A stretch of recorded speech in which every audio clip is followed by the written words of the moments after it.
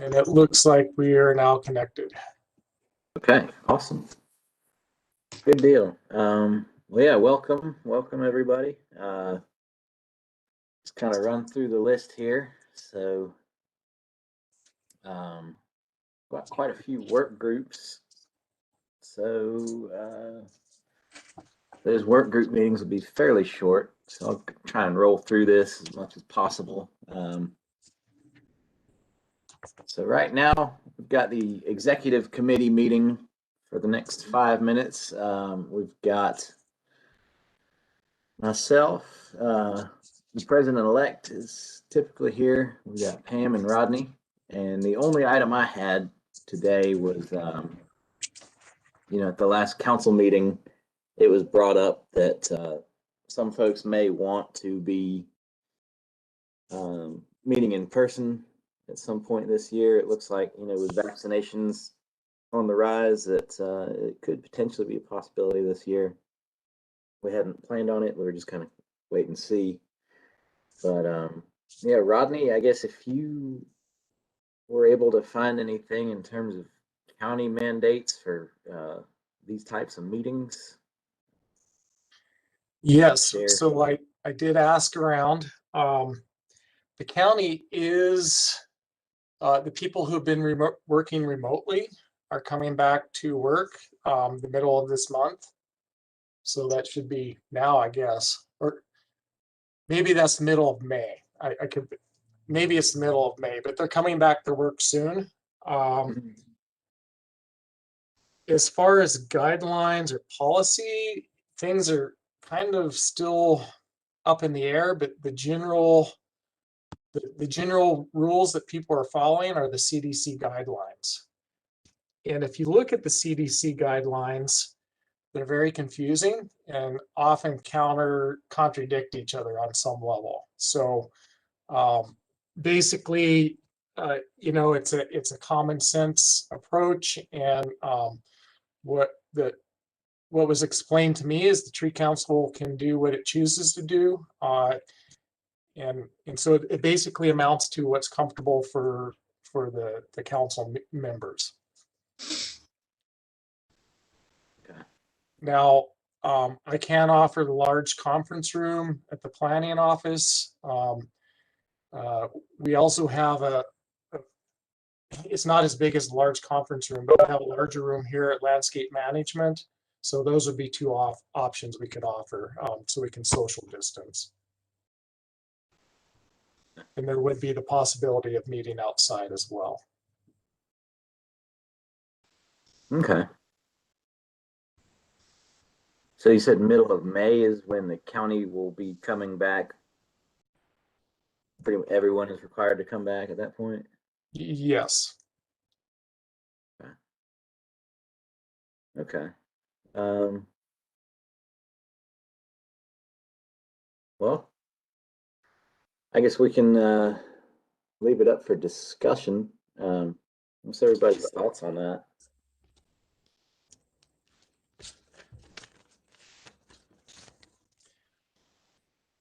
I guess, just so that, I mean, to me, it seems to make sense, like maybe more than a unanimous vote by members, like, so we don't exclude anybody. So maybe what everybody agrees to me is what seems to make sense.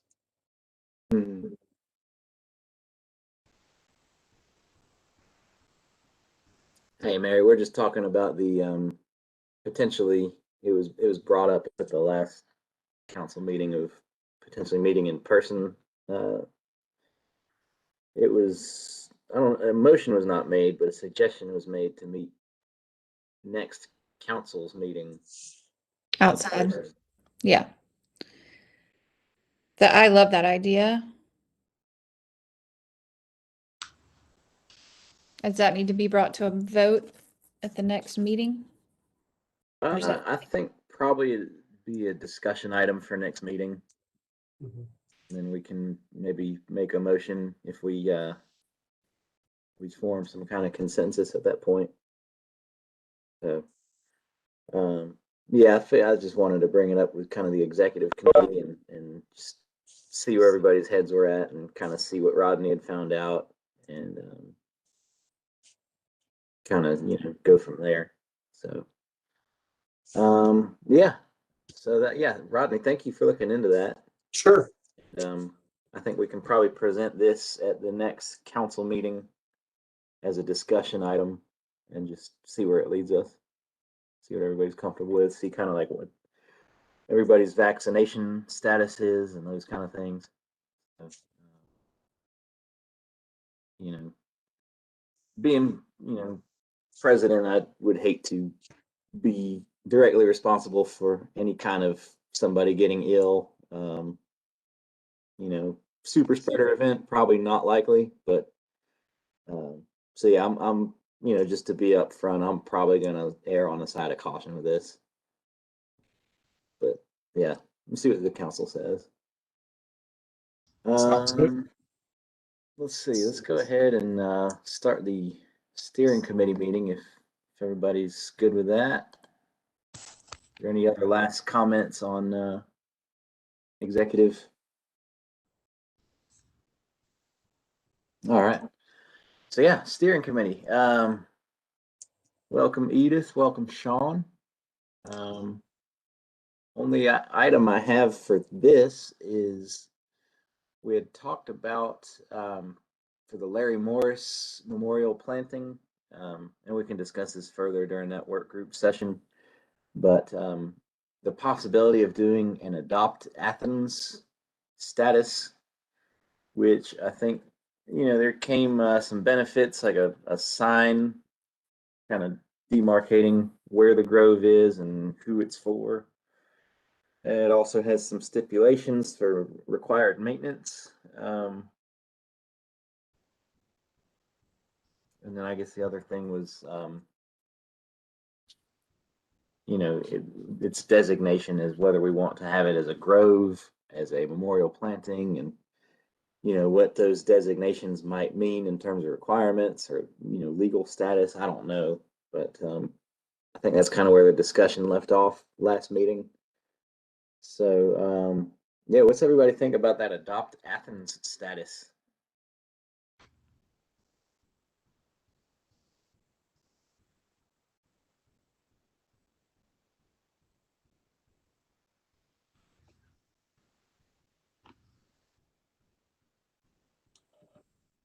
I think it's a good idea because it sets up some parameters. It also brings the mayor and commission into the loop. It's above board, so to speak, and it also provides for a mechanism for maintenance to be performed by the council, but it allows the council to do that.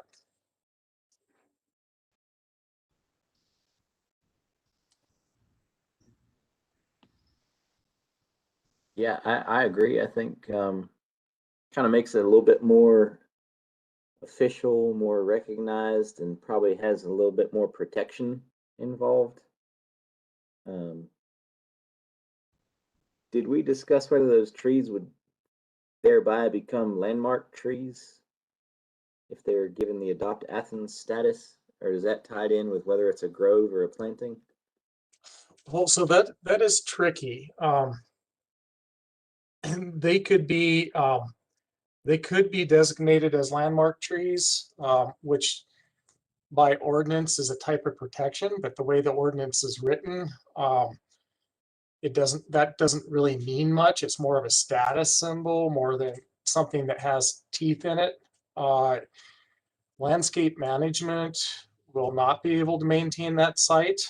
So if the tree council stops maintaining it, it will fall into a state of being unmaintained.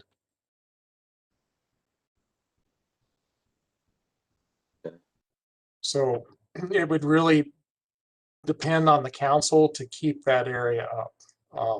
And so that's really the question. And that's really what it amounts to in the long term.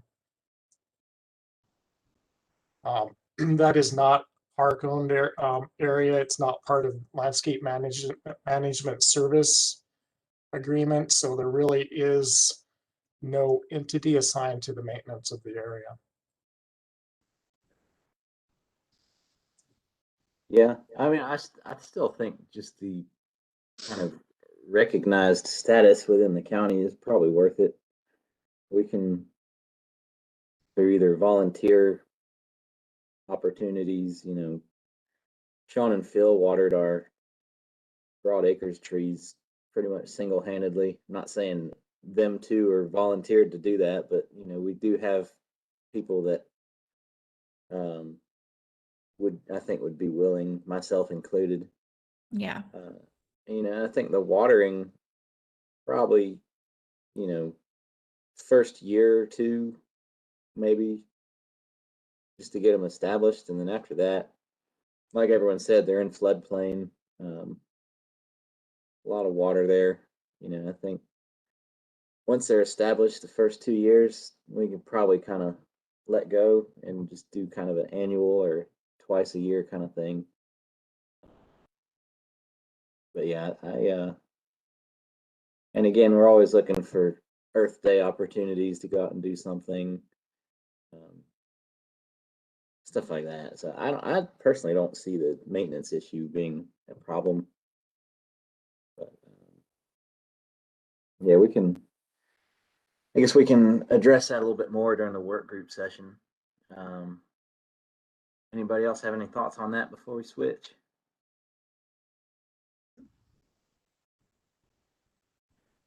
Let's go ahead and move into the new member interview work group. So, Sean, I'll let you take the reins on that.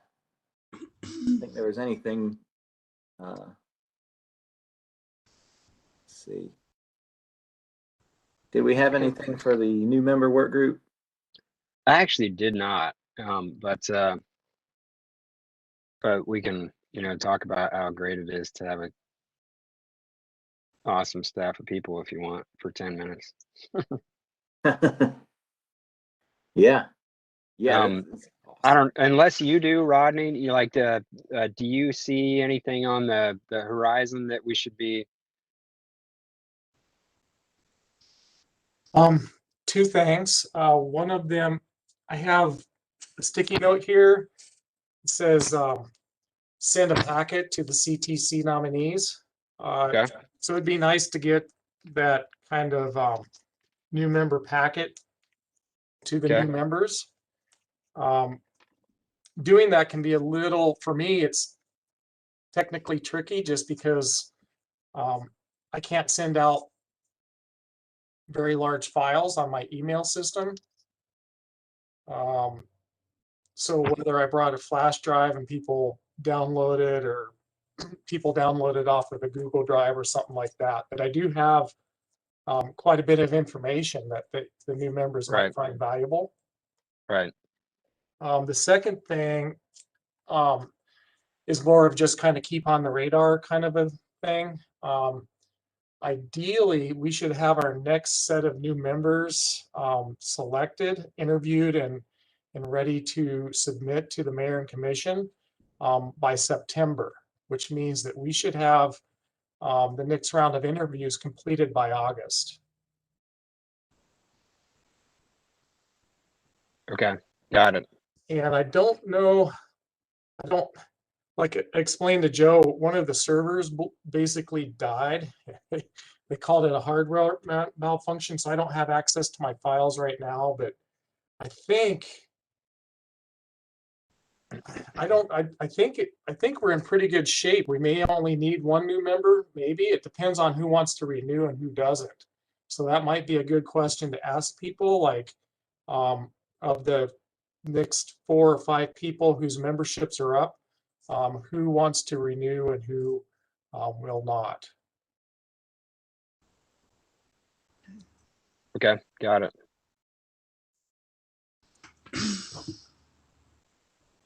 So do we just have one slot left? Is that right?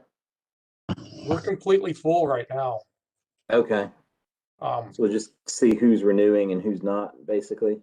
Yeah, I'll have to look at the roster to see what that looks like. I just can't look at it right now. We may need one new member. I'm not sure. Okay, so we might have somebody outgoing September. Yeah, it's something I think we're in good shape. I think it's just the renewals. Okay. Cool. Okay, All right. sounds great. Let's see.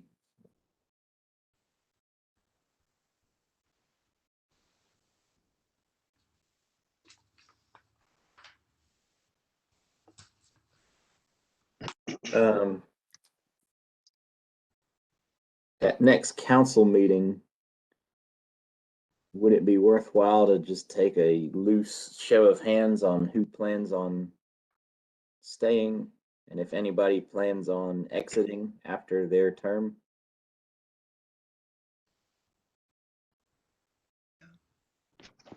I think so, yeah.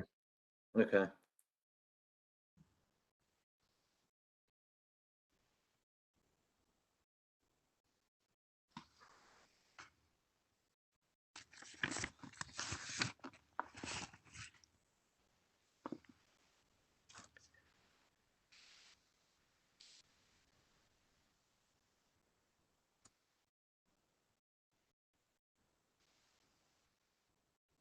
All right. Well, that sounds good. I guess, is there anything else we should talk about for new members?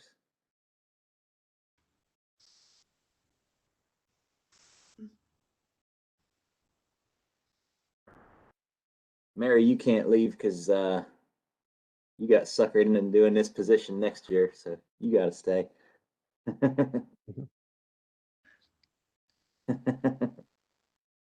Let's see here. Next one we have is the Trees for Tomorrow work group. Phil, there he is.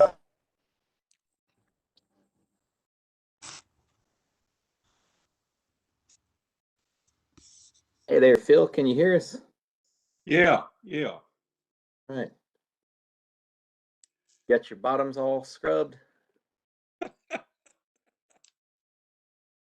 That just kind of struck me funny. If I'd been able to put a little exclamation point after that statement, it would have been even funnier. It seemed like I was being commanded to do something rather than told where my attire was located. Some of you haven't seen that, so you don't know what we're talking about. That's okay.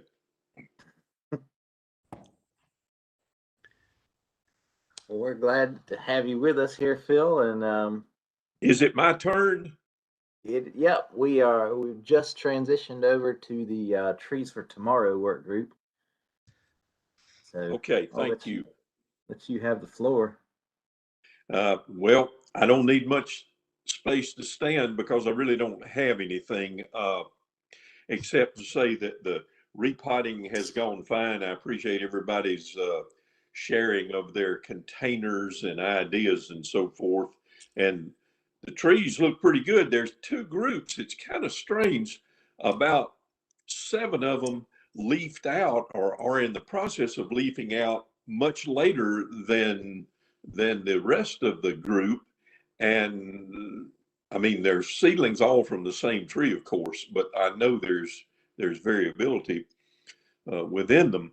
But in looking at the pots and the root conditions within the pots, there doesn't seem to be a rhyme or reason.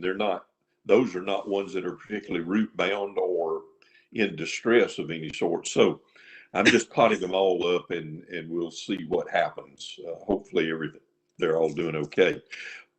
What I do need to know from a group, maybe the whole group, or maybe just you folks, is do we have outstanding demands on any of them? Are we supposed to be getting one in the ground for as a gift or part of the award for BI or for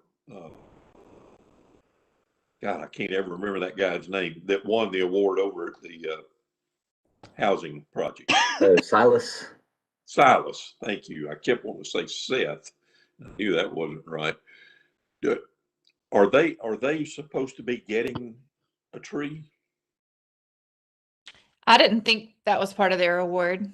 No. Okay, maybe they were getting prints or something, and that Yeah. was going to take care of it. Okay. Well, if I there don't are think that I haven't heard anything back from Lee about people from Winterville that were interested, They no longer, I don't think they had any interest once they found out that we wanted that, money for that we them. wanted, $50 for a Oh. tree. And I understand that. She misunderstood. I think Lee thought that part of my plea to get help repotting and to take care of that was that we needed to get rid of them right away. Yeah. And she was just providing an outlet for that. But Right. So I think the idea was to give them to large donors and then to start to, I'll make a note of this, offer them up on the website. But we were running into some issues with, we're not really selling things. It's sort of like, Right. we have these and in exchange for a donation. But not everybody that gives $50 will get a tree. It's just, they have to specifically ask for a tree. But then we have the different donation levels where if we did have a high donor, if they wanted one, they could have one Right. as long as supplies last. But so that Well, was something so we wanted to put on there.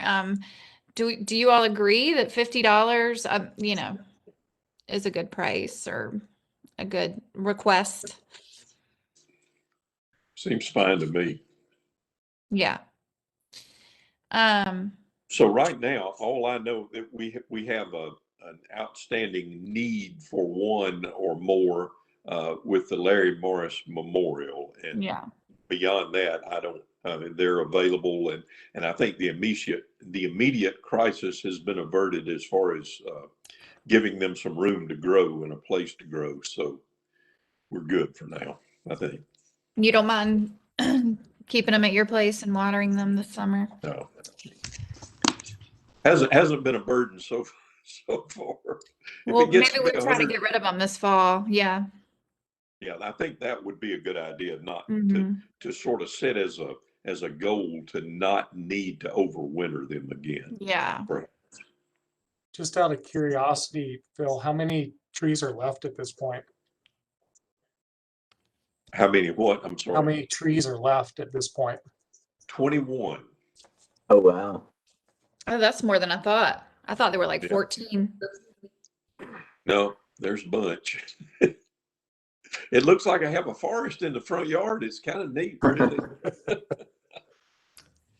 Hmm. I wish I had room on my property. I'd put one in. Yeah, we really need to. I mean, it's kind of a neat thing, I've got one that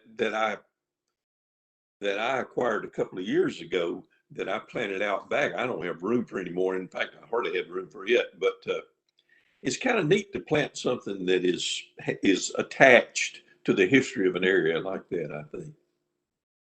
Definitely. Well, if, I'll put a blast on social media that we have them, but I've kind of been reticent to do that and that we all agree and Unless the IRS comes after us, we're probably pretty low under the radar as far as selling things. Mhm. But it'd be great if we could generate a little interest and a little income at the same time there. Definitely.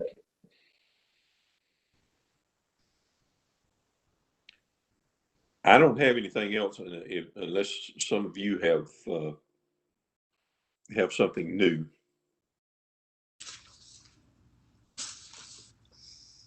Yeah. Okay. Well, good deal. Where'd you end up getting the pots from?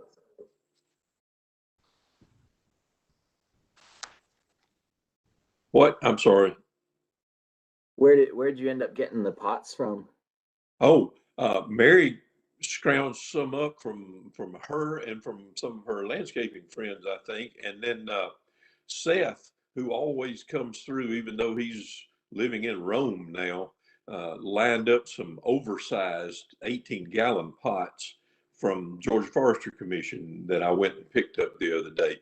So I'm putting as many as I can into the 8 to 10-gallon pots, but then I've got 6 or 7 that are going to go in the big ones.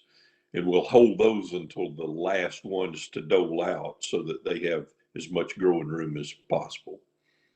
And I won't have to repot them again, maybe. I have a Awesome. trailer with a ramp. It's kind of low. If we need to use that trailer to load them, so you're not trying to lift it up into a pickup. That's an option for you, just so you know. Okay. These the 18-gallon ones have got a handle on either side unless it's been broken off. And so 2 people can get one of those up easily enough into the truck, and the others are one person can handle them. Even a decrepit old guy like me can for now. Thank you though, Rodney. That's awesome. Mary, thank you for getting those to him. And yeah. I could probably find more. They're just not coming to me as quickly as I wanted. I didn't realize we had 21. So Well, you're set now. You've already potted the ones in the biggest. Okay. Right. I've got a few more to go. I've just been doing a few every evening when it's nice and cool. But yeah, I've got plenty of pots and we're all set. Good deal. Yeah, if there's nothing else, we can move on to the grants and fundraising work group. So I'll let Mary take the floor. Hi. There's Edith. I really want to get We'll let Edith take the floor. really let Edith take the floor. She's got the updates. But under the direction of Mary, so she's the one with the experience and knowledge. So there are just a couple of things I wanted to talk about. The first was the outreach. We sent a letter to REI, and I guess no one's heard anything back yet. They have 2 arms of giving. One is through the foundation, and one is through the REI co-op. That particular arm is based on their net profits for the year. And reading about it, I kind of assumed that they weren't doing very well this past year. A lot of businesses didn't. But I think it might be a good idea if we reached out to them as well. Supposedly it's based on their giving is 1% of their net profits for the year. So even if it's not a good year this past year, maybe next year would be. And I think somehow this is decided among the co-op members. And I get their emails, and I know one of the things they did mention was tree canopy, restoring lost tree canopy, and efforts to make the world more green. So I'll work on that and send it to y'all. Then the other person we reached out to, because a lot of the grants, not a lot, but several focused on water quality and stormwater runoff, was Todd Stevenson. Rodney had given me him as a contact, and I've not heard anything back, but we'll follow up on that. And at the last, I think it was at the general meeting, Phil had suggested we contact the Habitat folks to see if we could do some tree planting in the yards. Because 2 of the, I think it was State Farm, excuse me, allergies again, State Farm, UPS, and Synovus focused on disadvantaged areas. There was some overlap. And that would be manageable. I mean, I don't know what the pandemic's done as far as their projects, but Mary had provided me the contacts for them, so I'll, reach out to them and just see, if we could partner with them. And I think if we included an education component with that, that would help cover the waterfront too. Educating the homeowner and, say, the care of the tree and about trees. And Stacy, I think Stacy's on this group too, isn't she? Yeah. Yes. Yep. She had sent me Nina's grant that she did to State Farm, which is a really, really good example. It was 2017, and I think they're coming up for renewal in the fall. I'm trying to keep track of the dates. But anyway, they had some overlap with the, no, Coca-Cola was more sustainability, I think. So it might be good if we contacted the sustainability office and just to see what they're doing. It's a good idea. I know that Mary Andrew Songster, Saunders? go ahead. What, Is that Mary? Andrew Saunders is the sustainability guy? Or is he central services now? Who's sustainability for UG or for ACC now? Mike Wharton is in charge of sustainability now. He's been working for sustainability for quite a while. I have communicated a little bit with him, and then there was a lull, and then Mary Songster wrote him, and then I wrote him, and then we didn't realize that we were both writing him about different things. So he forwarded, now we're all kind of in the same email chain about some potential sites and sort of, so I'll loop you in on that, Edith, but he's mainly it's Dudley Park was the site that he seemed to be the most interested in and adding some trees. So that's exciting, but I want to catch up again with Mary and see where she stands on all that too. To do that. That's great. Yeah, that sounds like pretty promising project there. Yeah. So yeah, if we can line up, would that be council funded or would that be funded through the sustainability? Do we know, or are y'all still working those details out? Well, when I reached out to him, it was like, if we apply and get this grant money, we need to make sure we have a need for it and we have a site in mind for it. It's like, we're kind of working on both all the time. And it helps when you're asking for the grant to know where you hope to plant the trees. But that doesn't prohibit us from asking for grant money. But so that was when I reached out to him. He was definitely welcoming us helping to fund that, through grant money. That was my understanding anyway. That's awesome.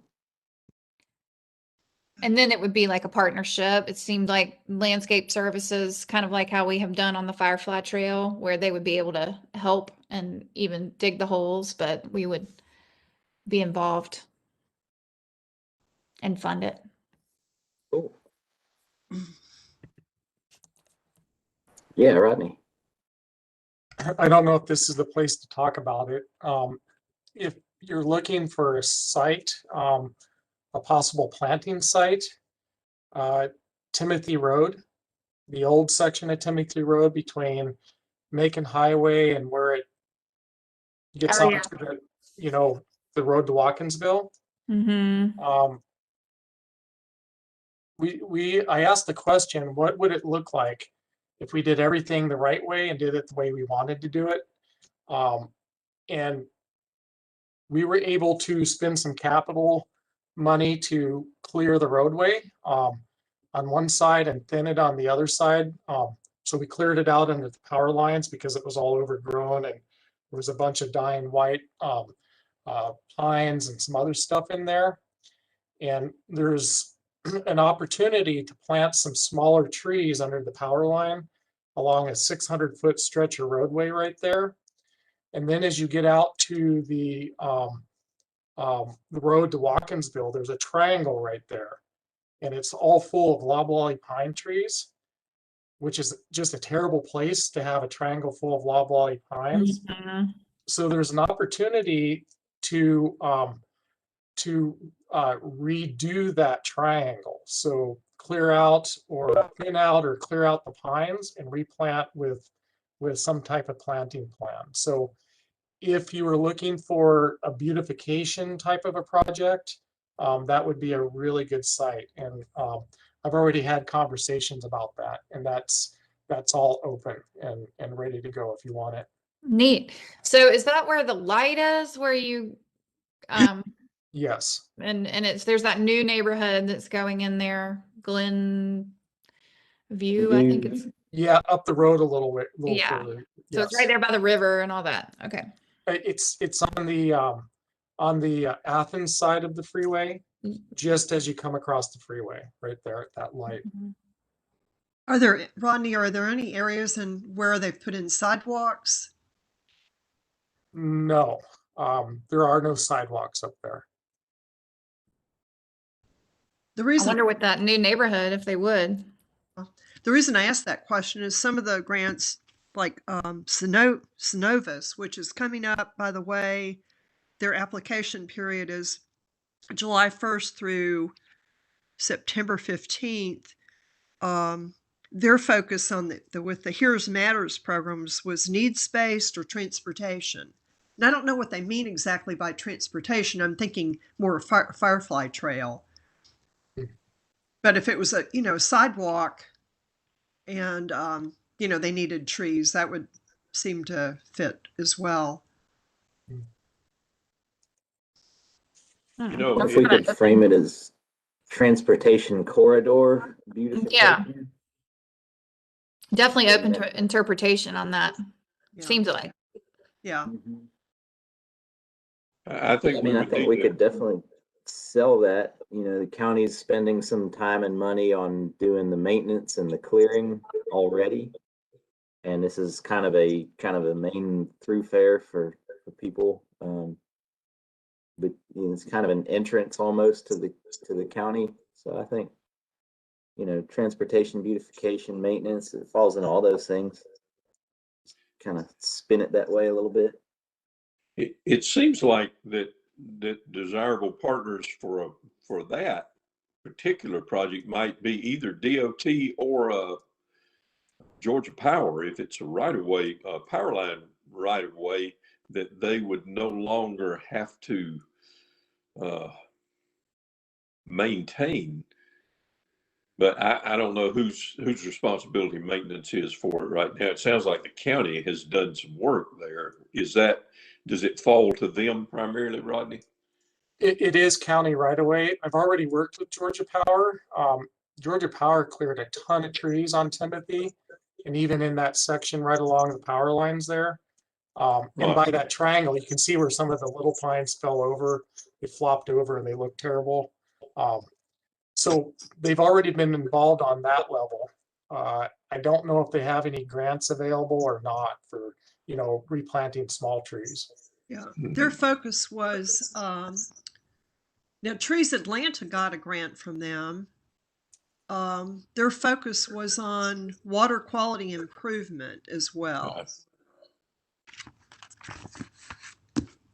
So that might be something even with the stormwater department we could work on with them with. Yeah, I think that sounds good. Yeah. When was the stormwater letter sent? I think it was maybe 2 weeks ago. I sent that email to Todd Stevenson, but haven't heard. But I can follow up. Awesome.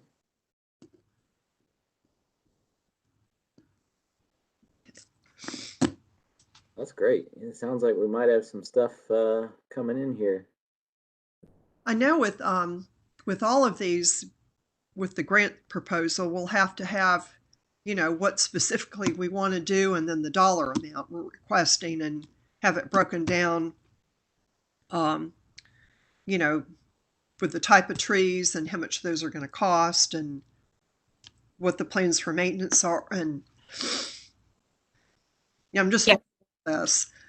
So if we met there, Edith, and took a look at the Timothy section, I don't know if, Rodney could get away to do that too, but we could get an idea of a number that would be ideal.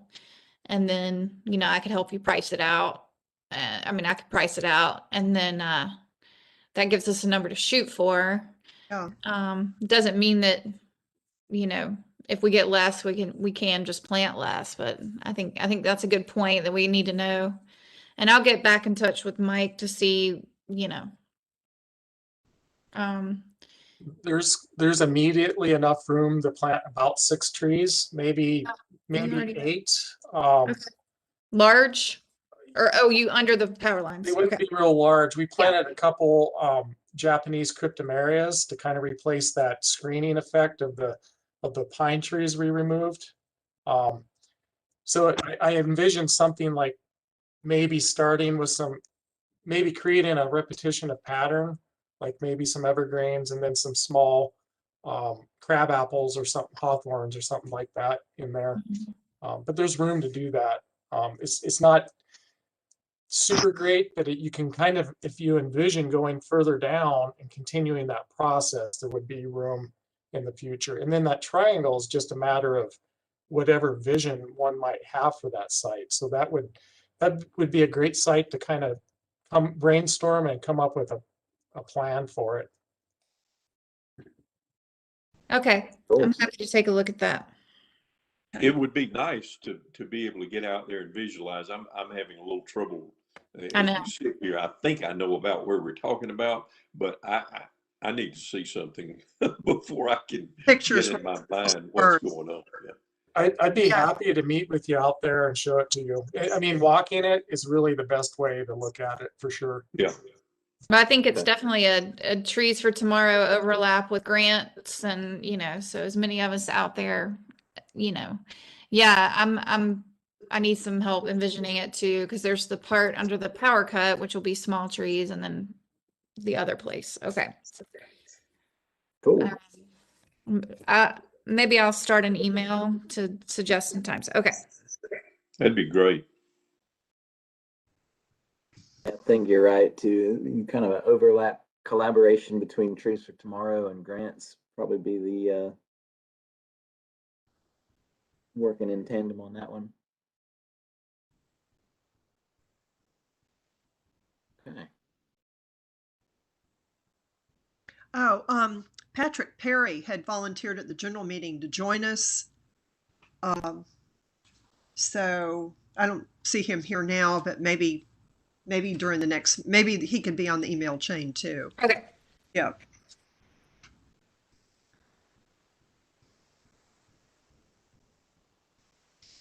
Great. Okay, that's good. I think that sums us up.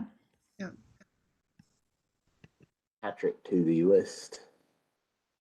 Mm-hmm.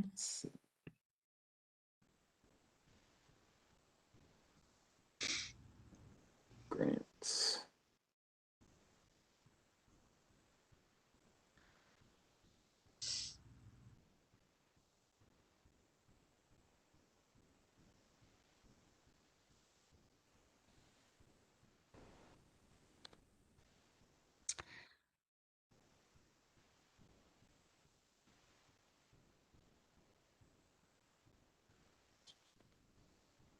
Phil, Alright.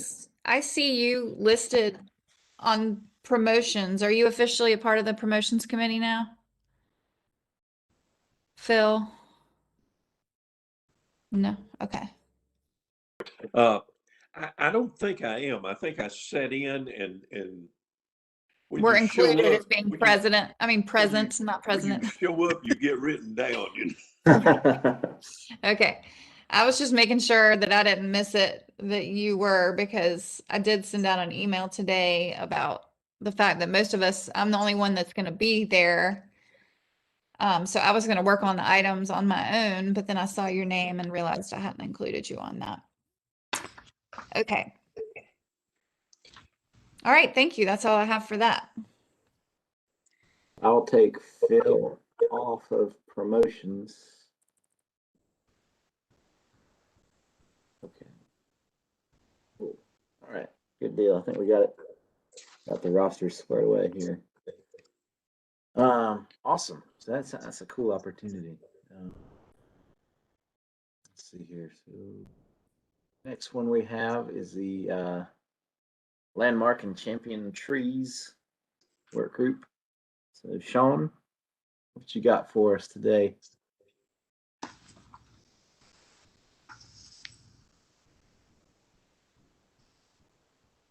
Sorry. Sorry about the delay in getting this started. We, of course, I received I was just listening in on your conversation in the steering meeting, but we have been given an application that adopt. Remind me what it was. Adopt a park program. Can't remember the wording, but nonetheless, Stacy Farrell sent it, and I think it's definitely a worthwhile. We're in the wrong meeting. I'm talking about the wrong meeting, aren't we? Champion Trees. Sorry. Yeah, Champion Trees. Sorry. So anyhow, yes, Champion Trees.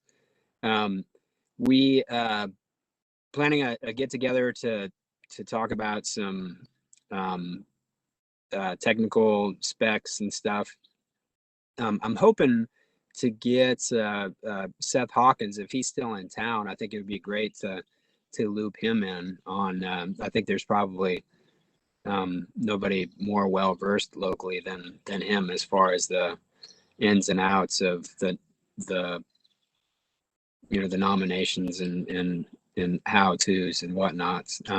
Anybody have any idea if he's still around? Seth is not here anymore. He has moved. Seth is also no longer the person in charge of the Champion Tree program, but he would know who is.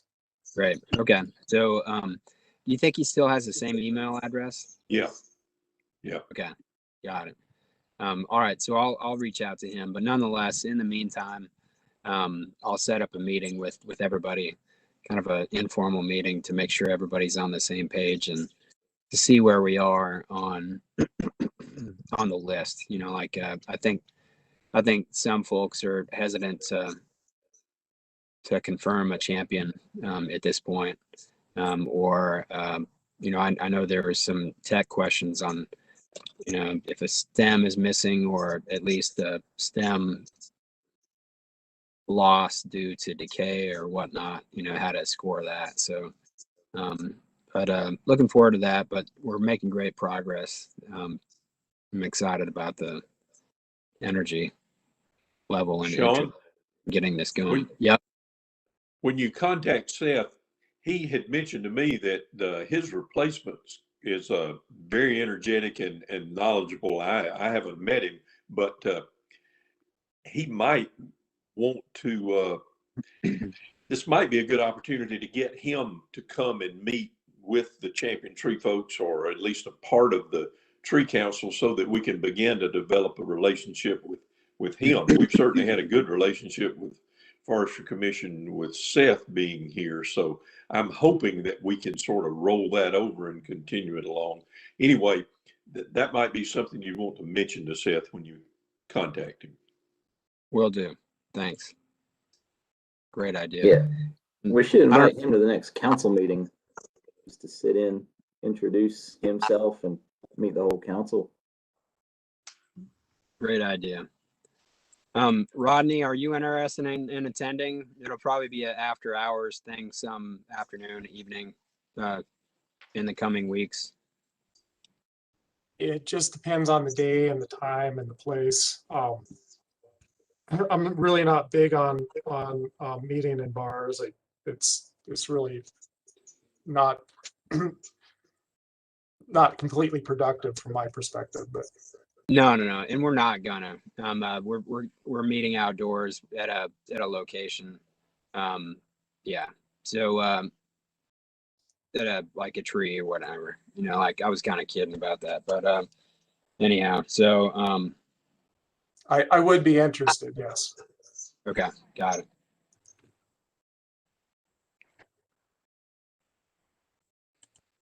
All right, I'm writing a few notes here. I think had a notion of meeting at Mac Duncan's across the street from your work, potentially. The location of national champion. It's Georgia Oak. Yeah, it'd be perfect. It's an Oglethorpe Oak, from my understanding. Oh, okay. And I think he called me once and invited me to go over there for lunch, and I never followed up on that. So I would love that.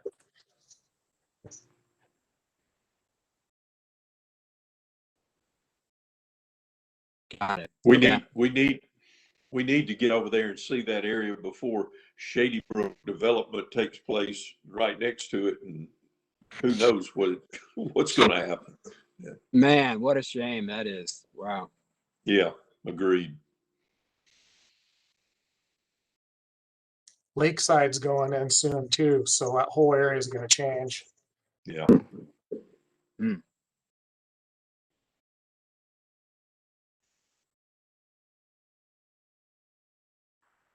Okay, that's all I have on that, guys. Which I think the next one is the memorial tree planting. That's right. Yep.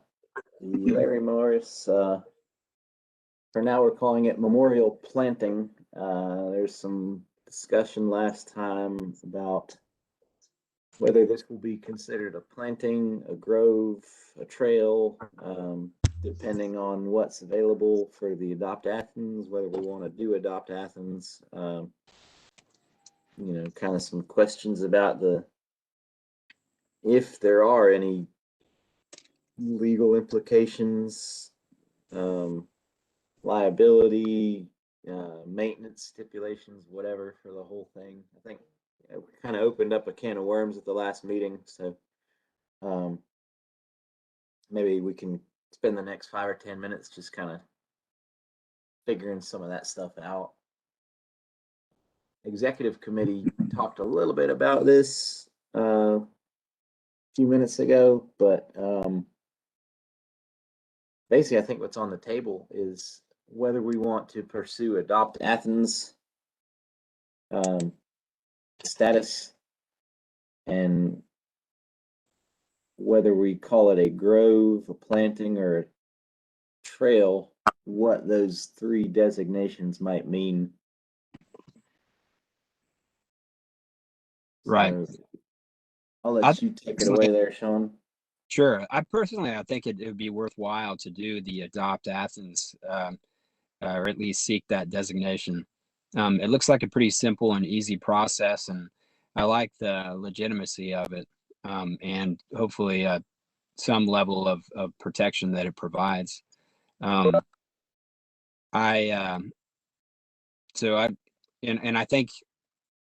I think we need to, if I'm not mistaken, need to seek a vote on that. If I'm not mistaken, that was going to be an action item. Is that right, Rodney?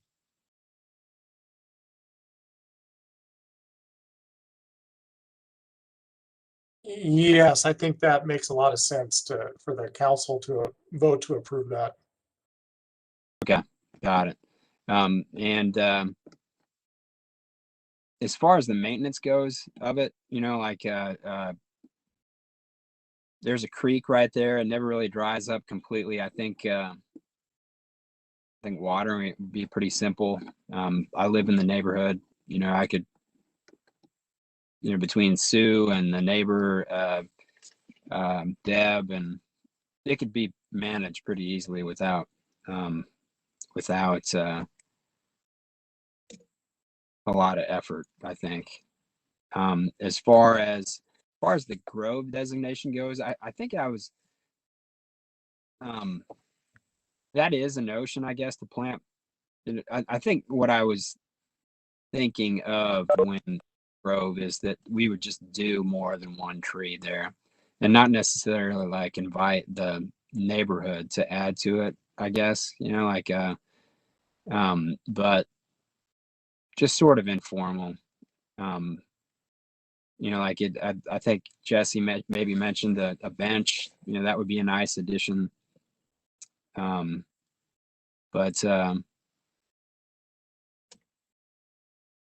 nothing too elaborate, I guess, like no path or anything. I don't think we mulch the trees. It would just be somewhat of just a short little spur off the existing nature trail as it stands. So just kind of a nice little feature, I think. I like that idea, Sean. It's just much less complicated. It's just cleaner and simpler, which I think would probably be a better experience for council members, especially when thinking about Larry. And that Right. way, the council wouldn't have to be trying to manage like memorial trees of other people and things like that. I think that makes a lot of sense because it's really not an area the county is able to maintain. So um, I think that's great. Okay. So all right. Well, that sounds good. I'll seek the approval from the council on that next step, and upon approval, both by the council and then the Adopt Athens committee or whatever, then we could, I guess, move forward on considering the site, doing the soil test, going to select trees. It'd be kind of cool field trip anyway to go down there, really, but so great idea. How many do we have total for the planting? We've As got far as the trees, so we have you and Holly have one you want to donate. We were going to buy one, and then the tree that owns itself. well, that's another thing. Phil, you want to put one of those in the ground, I imagine, right? Sure, that'd be great. Okay. It sounds like we talked about Select perhaps donating one and maybe us purchasing one from them, kind of as a good faith gesture for their donation. And then 2 or 3 from the council members, including the tree that owns itself. So we're talking about 5 trees or so already there. Right. I'm fine with that. Like once again, like when planting 5 trees, I think it would be helpful to have just a rough sketch of, the situation, like where they would be situated and whatnot. But yeah, nothing elaborate, Joe or Patrick. But I don't know. Like I don't have a good grasp on where to put stuff in relation to the sun and stuff. So, but and if there's interest in placing a bench, so 5, yeah, that's a pretty good amount, and I think that would account for any that might not make it. That would be a nice number, I think, really. Mm-hmm. Yeah, I think, just from general planting guidelines, 3s and 5s are pretty, visually pleasing numbers. So, I think even if Select was to fall through, we've still got 3 amazing trees. And then, we get the Select ones, we got 5 amazing trees. So either way, I think that's good. It sounds like, Rodney, the action item, is this something we need to do as an entire council at the next monthly meeting? Yes, I'm guessing so. I remember seeing that. I don't have the agenda in front of me because I don't have a way to download it right now. Our servers are crashed, but that's what I'm guessing that is. Okay. So, so we'll make that an action item for next meeting.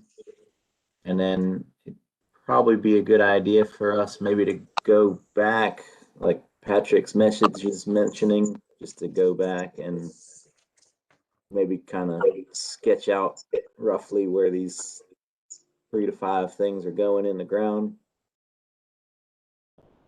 Yeah, I agree that that's probably needed to kind of roughly, essentially stake out the locations, because all these trees we're talking about, at least the ones that we have species attached to already, are overstory trees, and are trees that if allowed to exist long enough are going to require a great deal of a fair amount of space themselves each. So it's not like we can plant a cluster of serviceberry bushes or something like that. So there's going to need to be some spacing out and some thought about site I can't say that word. You're on your Sites way. that are most specifically tied to the species that we're looking at. Mhm. Definitely. Well, yeah. Yeah, Sean, if you want to maybe set up that second meeting, I don't know, we'll probably miss the planting window for this spring. So it's Yeah. probably not a huge hurry, but maybe we do the action item next month, and then we can organize that site visit shortly thereafter. And fall planting, really. Right. A little early, I think, to get moving on that. So early, late, whatever. But okay. Okay. Awesome. I'll make a note.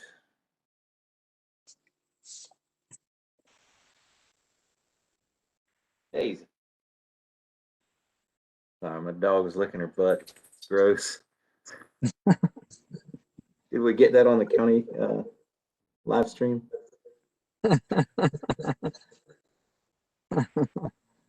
Okay, so we'll have an action item next month.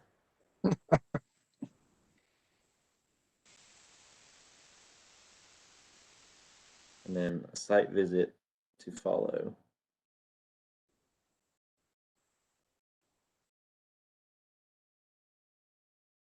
All right, that's awesome. Thanks, Sean. Is there anything else we need to discuss before we move on? Not that I can think of.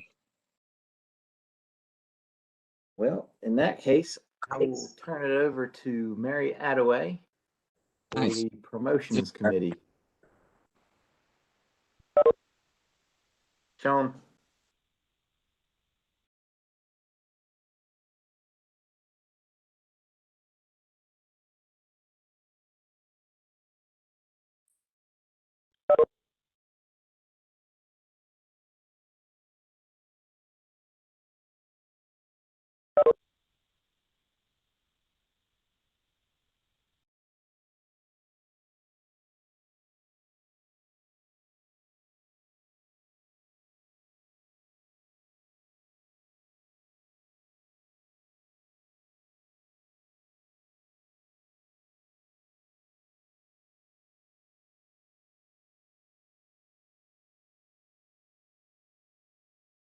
All right.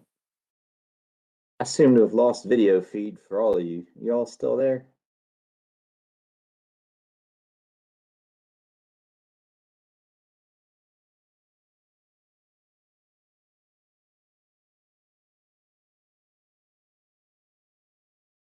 I think I've lost y'all. Rodney had said that there may be some server issues with the county today, so that could be what's going on. I'll hang out here for just a minute, see if y'all come back.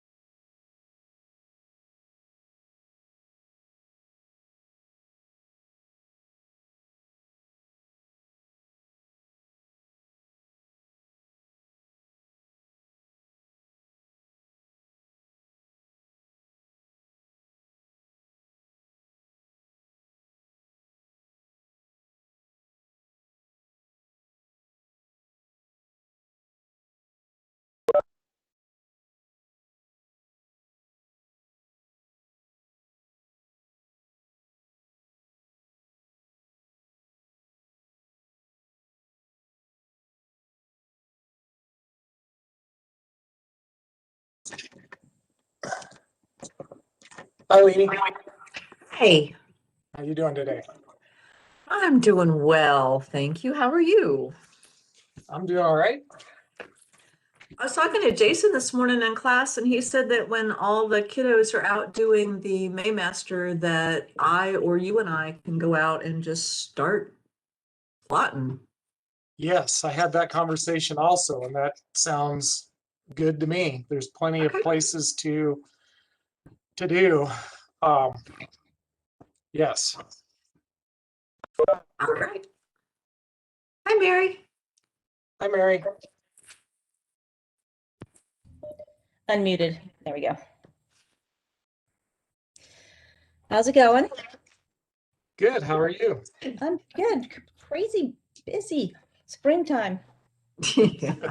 I'm distracted. I find myself downloading white papers on the benefit of trees in urban environments. Which one is that? This one is by Jessica Turner Scoff and Nicole Cavender. It's from the Morton Arboretum in Illinois. I have a couple titles for you I think you'll find really helpful. One Yeah. was called The Cost of Maintaining and Not Maintaining the Urban Forest by Jess Vogt, 2015. Will you spell that for me? Just JESSVOGT, 2015. okay. It's a good paper. And I have another one by McPherson. And in fact, I could summarize these during this meeting if you'd Sure. like. Yeah, that sounds good. Maintain. And Mary, Rodney is the keeper of that map that I told you about, that I saw about the single family residence when you said it wasn't, that SFR stuff didn't have much impact. Rodney is the one who had the map up that showed all the single family residence trees. So next time I'm there, if I think of it, I'll get a screenshot. Yes, that Now, sounds good. the map I have is kind of a hybrid between planned future use and current use. So it's not the maps I have are not completely accurate. They're kind of this hybrid mix of what it is like now, but what it also may be like moving into the future. Okay, that sounds good. And that pull up my. But there's a lot. I mean, it's thousands of acres. It's a big percentage of the county. Oh, for single family housing. Yes. Yes, I think it's 90% of the zoning. I mean, it's the largest percentage of zoning is single family housing.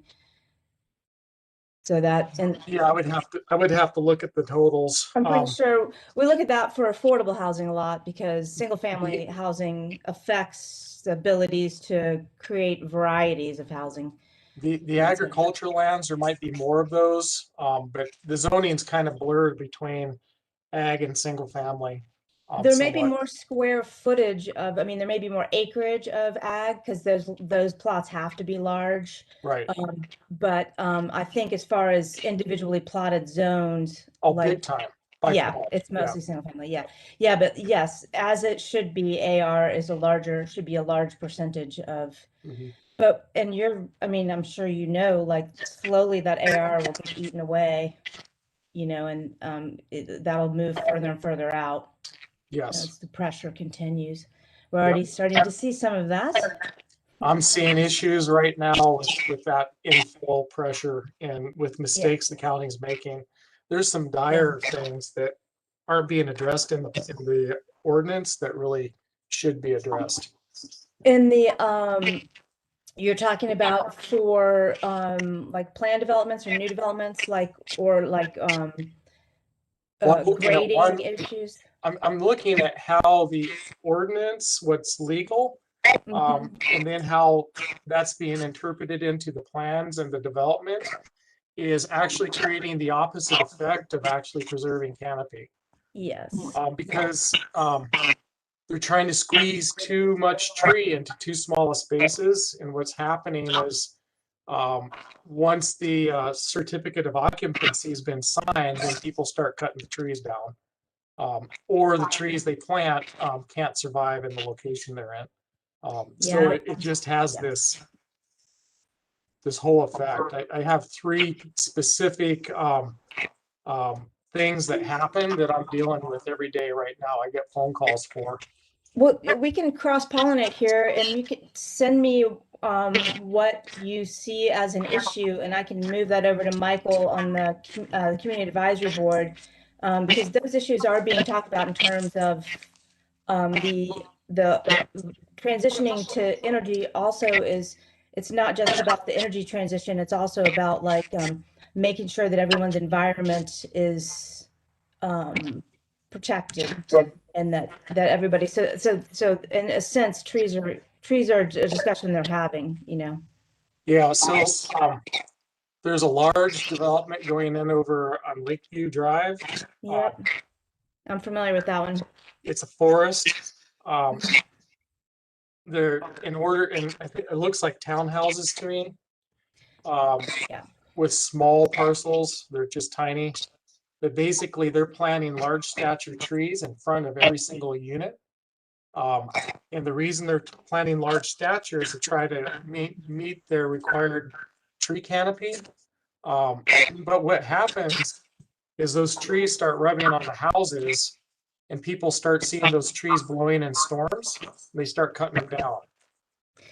Yeah, that's usually about a, you know, it's a 30-year gap. You know, it's like for 30 years they're fine, and then in 30 years they, you know, cut Yes, them down. but that gap has arrived in several subdivisions already. Yeah. So it's already happening right now. Yeah. So that's what happens. People say, well, you know, I won't be working here by then, or, you know, I don't have to worry about that. But then somebody eventually does have to worry about it. I agree. And part of that is like, I mean, we see that everywhere. Like, I think last year when that storm ripped up Sunset and between Holman and Sunset, Yeah, I there was was up like on site that day. yeah, that was like that microburst that kind of went up the street and took, Yeah. I don't know how many trees. And then, you know, the next 6 months, people proactively taking out any large tree that they had close to the house. So so that is actually a, you know, a larger problem of that. It's a big problem, you know, to not, And that was I an don't know if easy that's location better because insurance or some kind of assurance of safety, or I don't know what it is, but I mean, that happens. I mean, that's it's almost like a cyclical part of a neighborhood. well, it's a function of a couple different things. It's a function of the tree species composition that's already up there, the age of those trees. And, you know, that site, for whatever reason, storms hit it pretty hard. It's just a little bit higher elevation or whatever. Yeah, it's And right it there on the also ridge might be line. where the urban heat really mixes Yeah, with the cooler storm air, and it really creates a pretty a microclimate type of an effect right. that slams them pretty hard. That Yeah. site's actually fairly easy compared to, you know, where the parcels are relatively large compared to these developments that are going in where they're townhouse size parcels. So we don't have that much townhouse action, just so you know. That townhouse thing that's a PD that got allowed. By code, we haven't been able to, people can't by right build townhouses.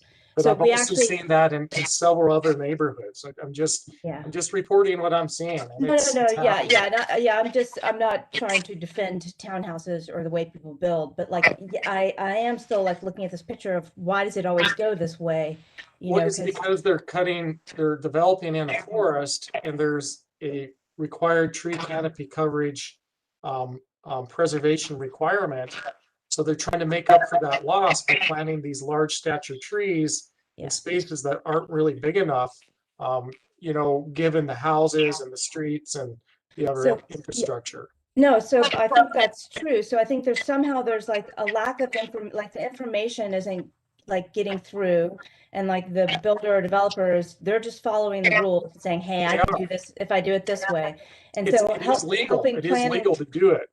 Well, It just isn't but saying effective. legal, it's also like, this is what planning said, you know, and so like we need planning to like increase the language, like the And language. that's what I'm talking about. Yes. Yeah. Okay, on the same page. Yes. That's what I thought. I think it's interesting and frustrating. What was I going to say? Since we're here anyways, last time you were talking about, we just started talking about moving forward with more solar in the community. and the tree, the sky rights sort of concept. And so I started looking into that, like how do we deal property line trees now? So when you get calls on property line trees, like what happens now? Like what's the process now when there's a dispute among a property line tree? So right now, the majority of my calls are property line disputes. Most often it's one neighbor worried about the safety of their house, and they're worried about their neighbor's tree that they perceive to be unsafe, or that may actually be unsafe. And they're not able to work out the management of those trees. And so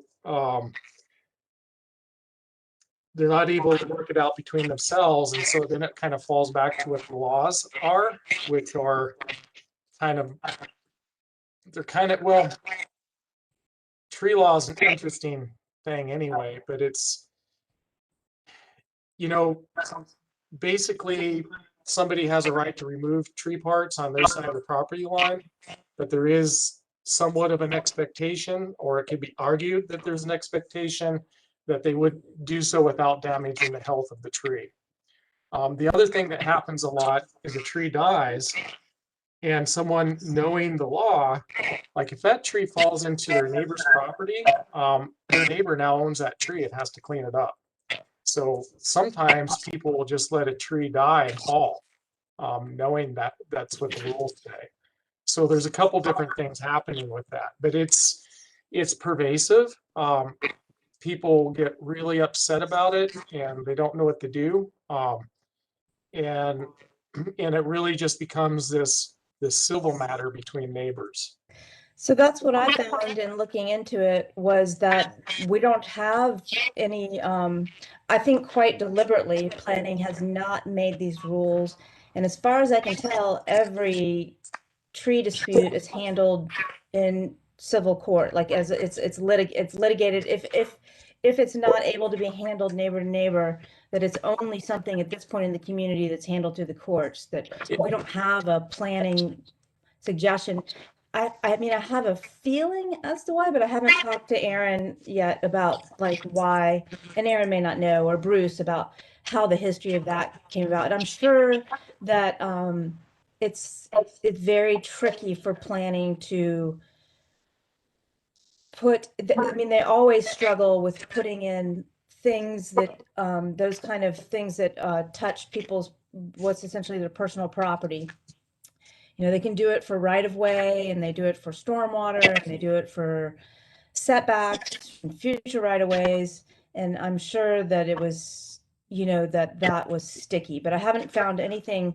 I found no indication the planning has any appetite to do that, but I've just started looking into it. So I just wondered if you had so what you're saying is that you would assess the health or talk to them about it, but ultimately, if the dispute can't be neighborly resolved, it goes to court. Correct. And even at that, I'm not able to necessarily help people if it's already come to a point of conflict, because as soon as I work with one person, then the neighbor is mad at me. So it's putting me in really difficult position. And it would be probably hard, the courts wouldn't like it if there was one side that had been, Yeah, exactly. And yeah. and so so I just refer them to a certified arborist to provide the professional opinion. And it really is a case, it is a civil matter between neighbors. Yes. So in the current approach for at least Solarize Athens is the one I'm most familiar with, but solar install, and for new and I'm familiar with what we do as far as building and encouraging solar and including plantings, it's really just talking about it early on. Like I said, with the Solarize, when we've done 2 Solarize Athens, and in both instances, when they get the original assessment, they're not encouraged to continue if it involves taking out trees. I mean, what they're given is the percentage of energy that they can create with the canopy they have. And so not that people may make the choice to take the trees out anyways, but we find that people generally don't, but it's not, they try not to weigh in, they try to make it, not make solar be something that they're saying, remove the trees to get the solar. So that's their attitude. And Which for is- new development, they try to encourage thinking long term. So this problem we're having with the choosing a species that's not going to do well in 50 years, so they're trying to encourage planting and species that can be can work together as far as that goes. Encouraging people to do the right thing isn't going to compel them to do the right thing.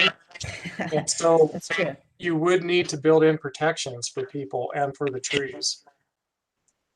So what I'm not finding is there's an appetite to do that legally. That's what I'm saying, as far as what we have. But I mean, I'll keep looking, and I don't see another rule where we do that quite yet. How we have the tree ordinance when we talk about the plantings, because I mean we do have a lot of things in the tree ordinance about now you can't have all the same species, and they have a recommended list and size requirements to put back and all those things. So, but I don't know where it would fit in as far as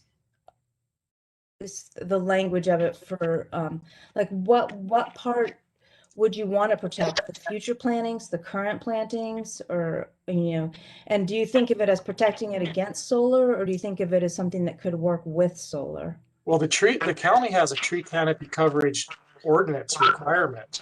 So, yes. I don't, in my opinion, solar panels should not override the tree ordinance requirements.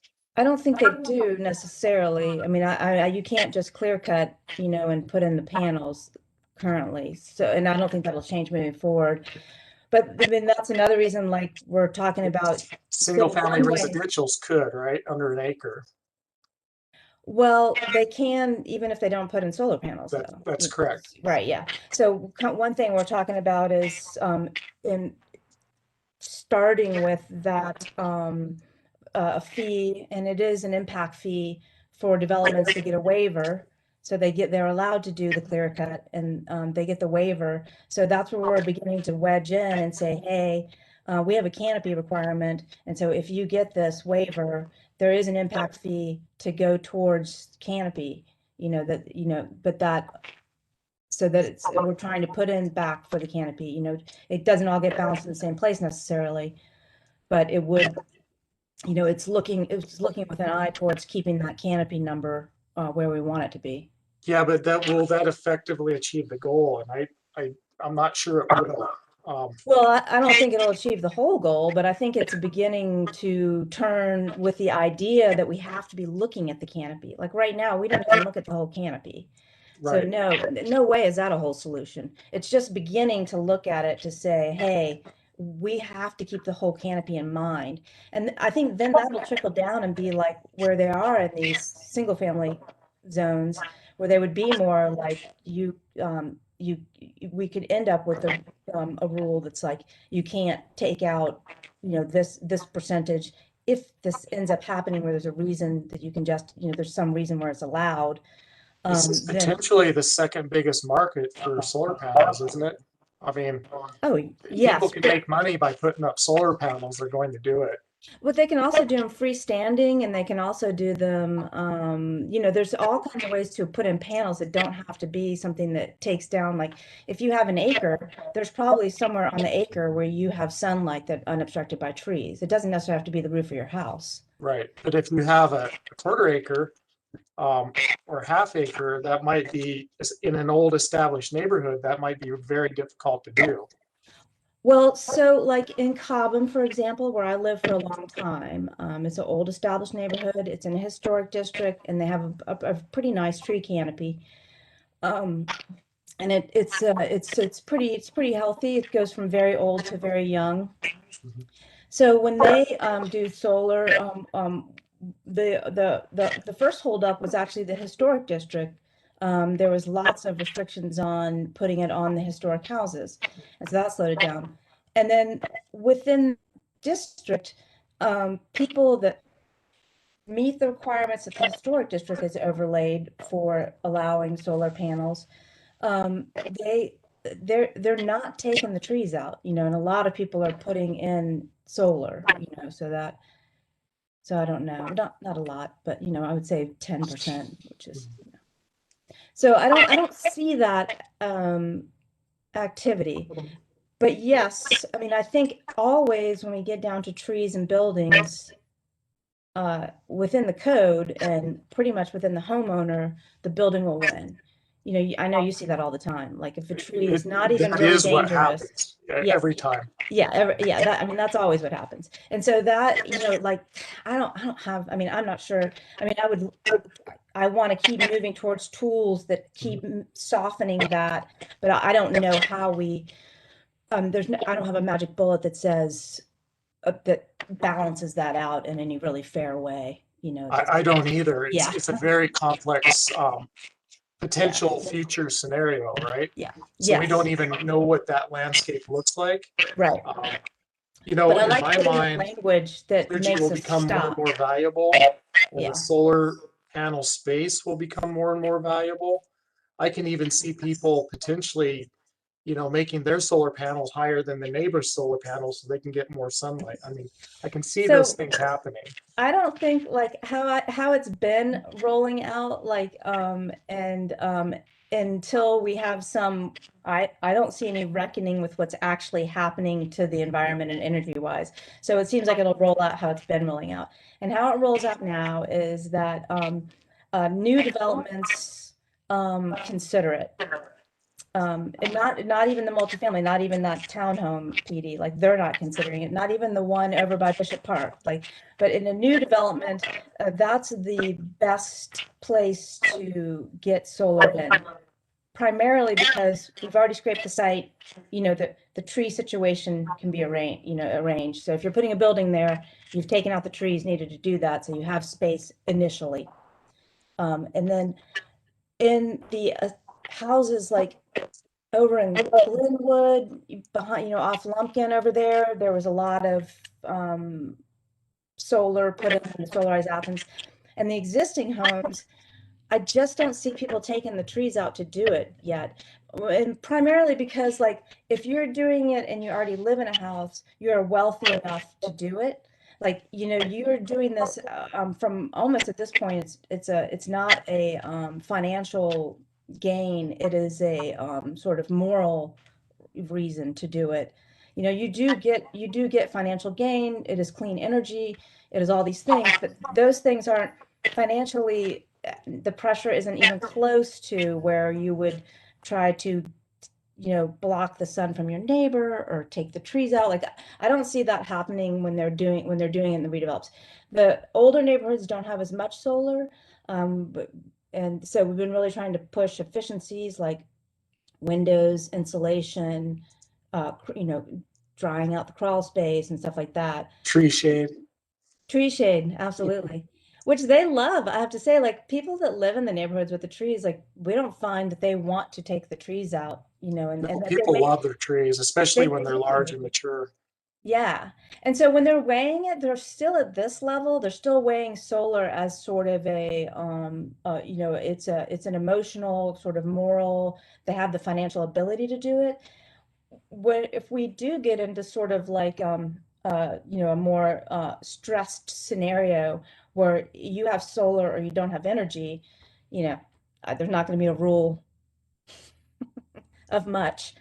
But so I don't see it rolling out in this way where people are like, if it's an addition to a house, I haven't seen a lot of trees come down.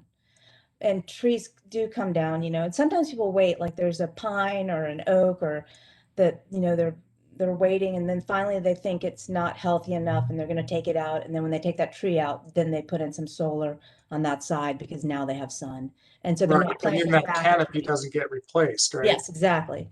So that is a problem. The canopy does not get replaced. It's definitely a problem. So it is definitely a complex issue, and I'm pro solar, so don't get me wrong, but I also No, I mean, there's think a the lot to trees think need about. to be really considered.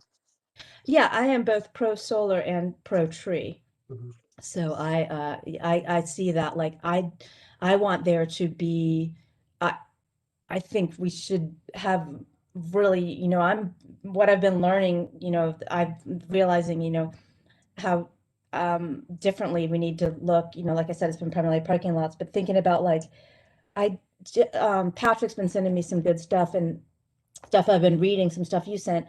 I hadn't thought before. I hadn't, I thought of, like, the tree requirement for parking lots and all that, or the tree requirement for the built environment. But I realized that, like, it is infrastructure because it's not natural. Like, it would never be there. We have to make it be there. So we have to more aggressively make it be there. Because it literally, we would just be built environment. This is not a forest. It's not a natural environment. We have to put those trees in there. Right, and that's really the right way to describe the trees, as the living critical infrastructure, because they do provide an enormous amount of benefits, and so Oh yeah, I want to ask you about you that. know the better we are at quantifying that and describing that and making it part of people's awareness, the better off. So and I don't have anything really to send you yet. I haven't had a block of time to sit down and really work on keep working on the writing. I mean, I have little chunks of writing, but it's nothing to edit yet, honestly, Rodney. But in the writing, what I've been working on, Lee, it's like, and so all this reading is changing me thinking, like, and last week when Joe said, like, it'd be nice if we could all, understand it. So I am going back to a little bit more of a descriptor of the thinking, not so much about the logistics. And I mean, I want that to be in there too, but it is a little bit more of a story. I think that's good for the commission and good for planning and good for tree council too, because, like, to tell the story, because it is, like you said, the complexity, like when you get into it, it's like, oh my God, there's all these pieces that go together. So I was Do gonna do you say, mind if I summarize a couple things that not may at be all. helpful? Yeah, absolutely. So I think a per unit cost and benefits approach probably makes the most sense, and it's what we have the most information about. And you want me to bring these documents up so you can see them, or Yeah, I love that. all right, let me pull those up.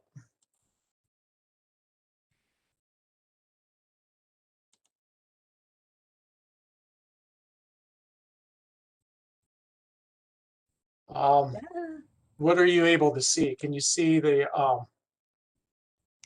No, there's teeny tiny text up at the top, but I okay, think that might I'm be, sorry, I'll change that's that. okay. I just have old eyes. No, I think I clicked something that I didn't want to.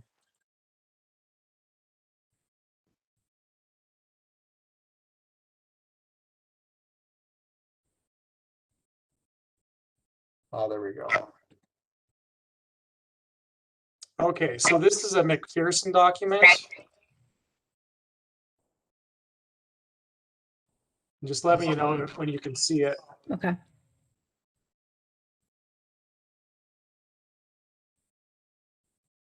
Are you able to see it, or? Not yet. Okay. There. Yeah, that's shared. Okay, so basically this is average annual costs, and this is in Oh. I believe this is a specific community, but it's still helpful information. Mhm. And they have it broken down by small tree, medium tree, large tree, and conifer. So it's showing an average cost of each tree. And this is when cost, what you mean is like planting, maintaining, removal, watering, kind of all the activities they engage in. We scroll down, we see an average benefits, right? And what you'll notice is, and these are annual numbers, this is per tree per year. And what you'll notice is there's an average net benefit gain. And that benefit varies from place to place and depending on how things are calculated, but it's very certain that trees produce more benefits than what they cost. So that's a starting place. And I think they even have, if you look at this graph down here, the total net benefits. Mm-hmm. So they're getting, between like $9 and $90 per tree of net benefits. Or maybe I'm reading that graph wrong. But anyway, there's a net gain. That's excellent.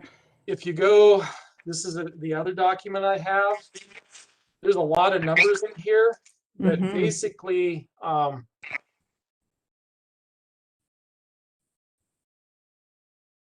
and these are like 1990 numbers. These are not current numbers, but in Canada, the average, and this is across the entire country, they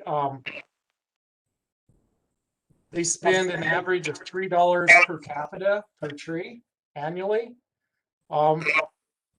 which comes out to $23.55 per tree to maintain it. In the United States, the numbers they present are interesting in that the beginning numbers in 1970, they spent $7.70 per capita to maintain trees. And then over the years, it steadily fell. And by 1986, the average is $5.53 per capita. What that comes out to is in 1974, they were spending $30 per tree per year. And by 1986, that had dropped to $22 per tree. So there's been this trend across the country of lower and lower allocations per trees. And then let me scroll a little further here. Municipal pruning costs. This is a 1997 number, $328 per tree. So it's basically a bunch of numbers, but the bottom line is, once you start understanding the benefits, the benefit, once you quantify the benefits of your trees, then you're able to quantify the how much you're spending for those benefits, and you can come up with annual numbers. Right now, average allocation for a tree is around $12 per tree. That's the national average. Athens is spending about $1.50 per tree, and those are only the trees that we have mapped on our inventory, which is only a fraction of the amount of trees that are out there. So basically, if you look at what other communities do, how things are out, how resources are allocated, you can make a comparison to what Athens is doing. The thing I like about this article is it also talks about the cost of not maintaining trees. Like, what do you lose if you don't make that investment? And it's a really good article. I'll scroll up to the top article for you. Can you email this to me as well, Rodney? I can't right now because our servers crashed. Okay, that's fine. So I've been making everything on sticky notes. So this is the kind of stuff that I think, decision makers need to be aware of, because, it gives us a baseline, and it also creates a point of comparison, and then it allows the community to make a more informed decision. Yeah, I think that's excellent.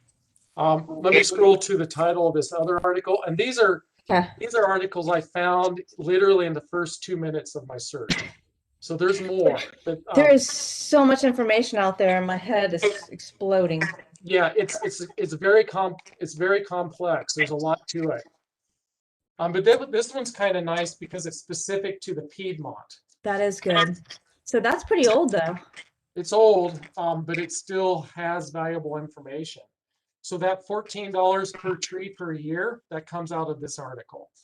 And I can find this online, right? Yes. Okay, I'll look for it.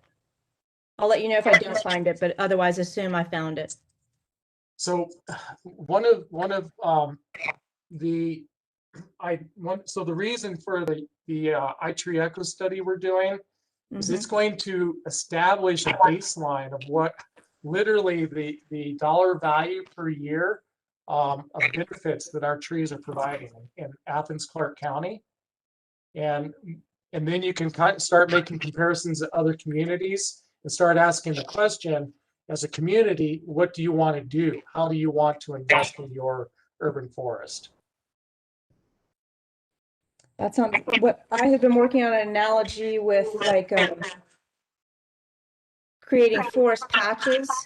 I've been working on an analogy saying like that if this is infrastructure, but we're not doing it very well. Like how we're doing it is like we've stubbed in the subdivision, but we didn't connect them to the main pipeline, so that nobody, it's too isolated and too individual, and that's too sterile of an environment. So we have to start making larger patches so that connectivity is a really important concept. Okay.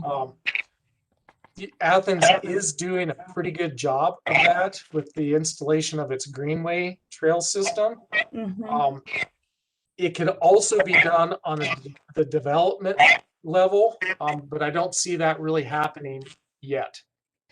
So if you got to write it how you wanted to for the development level, like what would you like if it's a new development versus a redevelopment? Those are very different things and they're handled kind of differently. Like for each of those, what areas It really, to be effective, it has to be a long-term strategic approach. Yeah. Where you have it's set up through zoning. So literally the green space between every development connects to the next green space of the next development. It's the only thing that can do that. So make like corridors. Corridors, yes. And then those private corridors could connect with public corridors. So in an ideal world, that's what that would look like. In Athens, that's very challenging, just because of the way everything's already been parceled out. Yeah, the state highways kind of crush us as far as connectivity. After my next goal is to get rid of the airport. Once we get rid of the airport, which is just an amenity for the wealthy, and we let Jackson County have it, and we'll subsidize it. Well, there's a then lot we of can room to develop plant trees there. Yeah, think how much better the east side could develop if we didn't have that dumb airport. Nobody uses it. And I'm fine with people getting their private pilot license, but they can drive out to Jackson and go do that. It might be a tough sell, Mary. It is.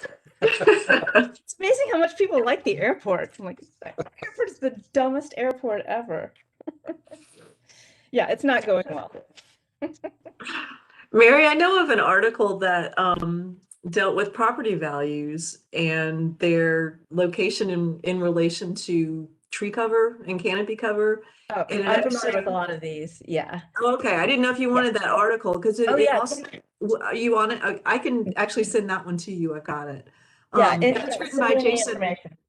It was Oh, Jason Gordon's article, who Rodney's working with on that study this summer. And it found that being near trees rather than having them in your front yard was the most desirable way, and it increased the property values the most if you just have access to it somewhere near you, but not necessarily on your property. So the conclusion of the article was that people want trees, but they don't want to have to pay to take care of them. So they want them to be near and they want to access them, but they don't want to have to do it themselves. Yeah, so all those connecting corridors between subdivisions are extra important in that. I love that. I love that idea too. That, I mean, it's true connectivity, to think about that. And yes, the adjacent to the benefit. I heard a really strange argument of someone made that said that you didn't want to plant trees or like make parks or landscapes for struggling neighborhoods, because then they would look like they would be there'd be more crime there because everything would look better. And it was mind-boggling, that argument. So that is let me grab it. book real quick. That's a more than one- common, that's a There's common more than one train of person that thought. thinks that? Wait, Wait, just give me 1 second. more than one person thinks that? I've So- read, Yes, there are, yeah, it's called like a wall, a green wall. CPTED, Huh. which is basically critical infrastructure protection and crime prevention. And these are the books that all the law enforcement people read, and they study when they go to school, and they study in grad school. And almost always they say trees and shrubs are bad, that the boogeyman hides in the shrubs. And that's true only partially true.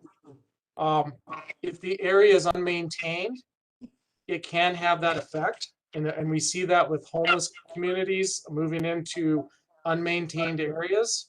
Typically, they're not aggressive. If the trees and shrubs are well kept, it actually prevents crime. And I've so, always lived in town, sort of on the edge. I mean, I keep moving around as the edge moves around. mhm. And I find that the criminal element does not like to get up early, does not like to be out in hot weather, doesn't actually like the outdoors at all, to be honest. You know, and that you're more likely to encounter a raccoon than a dangerous homeless person. You know? Yes. A dangerous raccoon is more likely. So that is, well, that had been my first time running across that. So that's just another bias to overcome as far as thinking about, you know, what a more mature space for our community looks like. You know, it's, you guys have been doing this longer, but for me, it's like set off this little sense of panic that we've paved so much. This article, the cost of maintaining versus the cost of not maintaining, I think it'd be the quickest way for you to have a good understanding about kind of like the scope and scale of the issue. But to synthesize that and communicate it in simple terms is something like, you could say something like the average community in the United States spends somewhere between $11 and $16 per tree in maintenance. And Athens is spending somewhere between $1.50 and $1.90. That's not enough. And that's actually not even accurate because we haven't mapped all of our trees. We've only mapped a fraction of them. So speaking of funding, let me see that. I put on our agenda. Are you familiar with this bucket of money, Rodney? The ADDA parking services contract. And so I guess Mayor Denson had contracted with some of those funds. She was able to make a deal where they got 5% of that to go to help maintain downtown building facades and like that. I think part of that money goes for the planters, the hanging planters. And so what's his face? Central Services. Jeff? Andrew. Andrew. Andrew. Saunders. Andrew. Yeah. Sorry, menopause brain. Andrew said, you know, he thought that might be a good pot of money to like say like we need 5% for. I mean, we're starting with just the trees downtown, you know, but also like he felt like we'd have better luck asking for it for the trees, but really he also wants it for planters and other shrubs and things around that support the trees. So But you are could you familiar with legitimately that? ask for $25 to $30 per tree per year. For That would not be an overinflated number. So for downtown trees, we want it to be, we need 25 to 30 per downtown I mean, tree. just based on the literature, those are 19th century numbers. Mm, yeah. We don't even have the 20th century, or I'm sorry, those are 20th century numbers. We don't have the 21st century numbers. Do you think that is a viable source to ask? Like if I write a letter asking for that money? That I don't know. I don't know anything about Okay. how they make their decisions or how they budget or any of that. I have no Okay. idea. Okay. Another small cursory thing.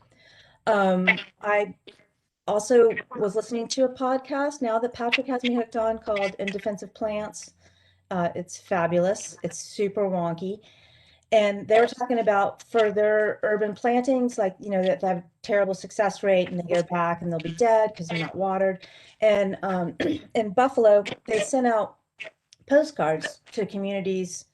It just said, remember to water your trees. So in communities that were able to, like if we did a planting in Cobham or the one on Prince Avenue that, you know, had the means to do that. So like, you know, Broad Acres doesn't necessarily have the means. So we had to help a little bit. But then, you know, the housing authority came on board and they helped, but we had to ask for that. But in communities where it would be possible that the community could look out for the trees a little bit as a reminder, like a postcard might be a really good way to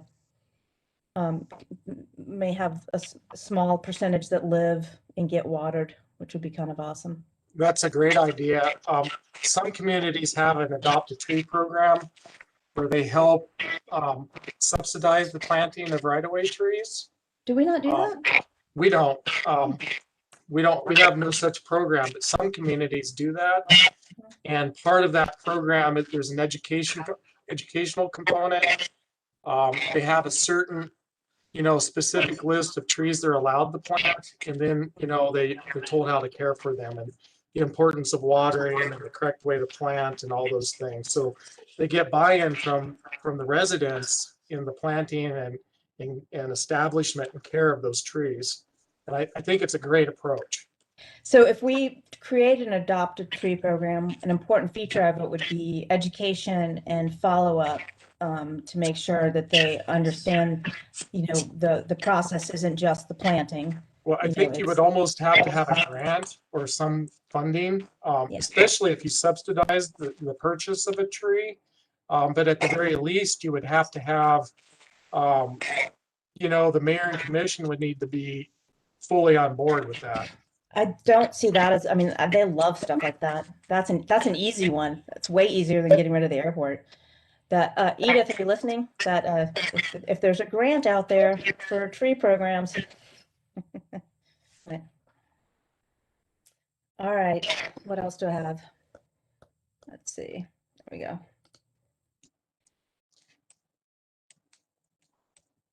I think that's it really for all that I was thinking of for today. Yeah, I have more writing. My first degree was history, and so I love to do the research and getting down and actually doing the writing is always the hard part, but I really have to. So anything else? Lots of good info, Rodney. Thank you for that. I'll send that article by Jason to you. That sounds good. I'd like to have that.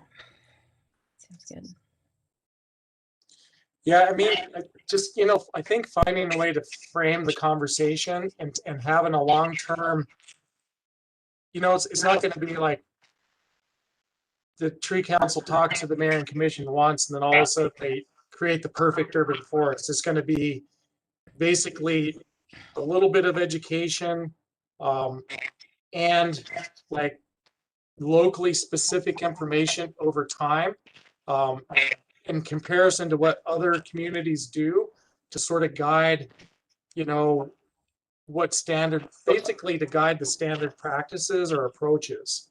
And even what standard is really not quite adequate, you know, to do what what the community foresters would like to do around the country. It's just where things are. So like I said, there's a trend for less and less and less funding of urban forestry programs. So that's the first thing. And then second, Athens doesn't really meet the average numbers. You know what I mean? It's not really investing in that way. It's kind of convoluted, and that's from a public tree perspective. Some of your other tools, you do have to think about the private trees because by far those are the most trees, and that's guided by your tree ordinance. And there's certainly a lot of room to grow there as well. Yeah, I agree. That when looking at that on the planning side, it looks like they've been sort of slowly trying to transition to some better ideology, very slowly. But I feel like that we are actually at a fulcrum where we have to go a little faster. So we're gonna have to make a leap. It's time to make that leap. We can no longer afford to go as slow as we've been going. I had a conversation with Aaron today. Oh, And good. there are 3 issues that are kind of chronic right now. And those 3 issues are something that the policy committee would be well served to spend some time on. And I could explain those if you want, or we could wait till a later time. Do you want to just throw them out there and then we can flesh it out and give us a couple weeks to think about it and then we can flesh it out next time? So one thing I'm seeing on the neighborhood development scale is that there's a required preserved canopy. So there's a certain amount of trees they don't remove. But what's happening is they are grading right up to the edge, of that preserved natural land area. They're putting in a silt fence right there. And then they're building the backyard of fences like right up to within 3 or 4 feet of that grade cut. Then what happens is you have these newly exposed trees right on this new edge.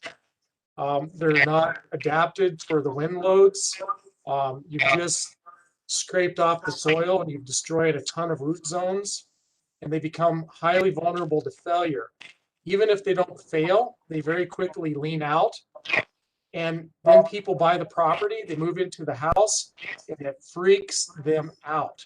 And they say, oh, this is county property, you have to go do something about it. And I look it up and I say, no, actually that property belongs to the HOA, you need to talk to them.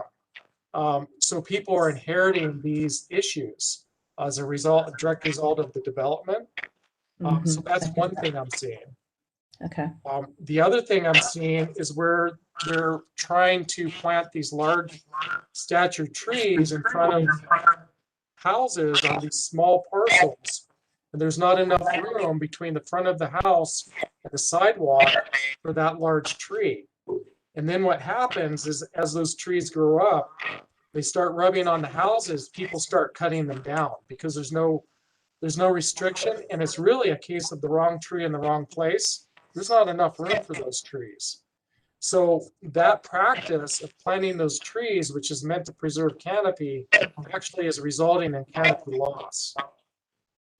For those trees that get planted that are clearly not the right species or type for that location, They're is large that stature trees, so technically you could plant a small tree in that space. right? You can't plant a large tree, but they're getting a lot more credit because it's a large stature tree. They're getting credit as if it were fully grown, but it isn't. So that is something, so when they get the credit, they're getting that from planning. So they think they're doing a good thing because planning says you get more credit if you do this type of tree. Well, So planning.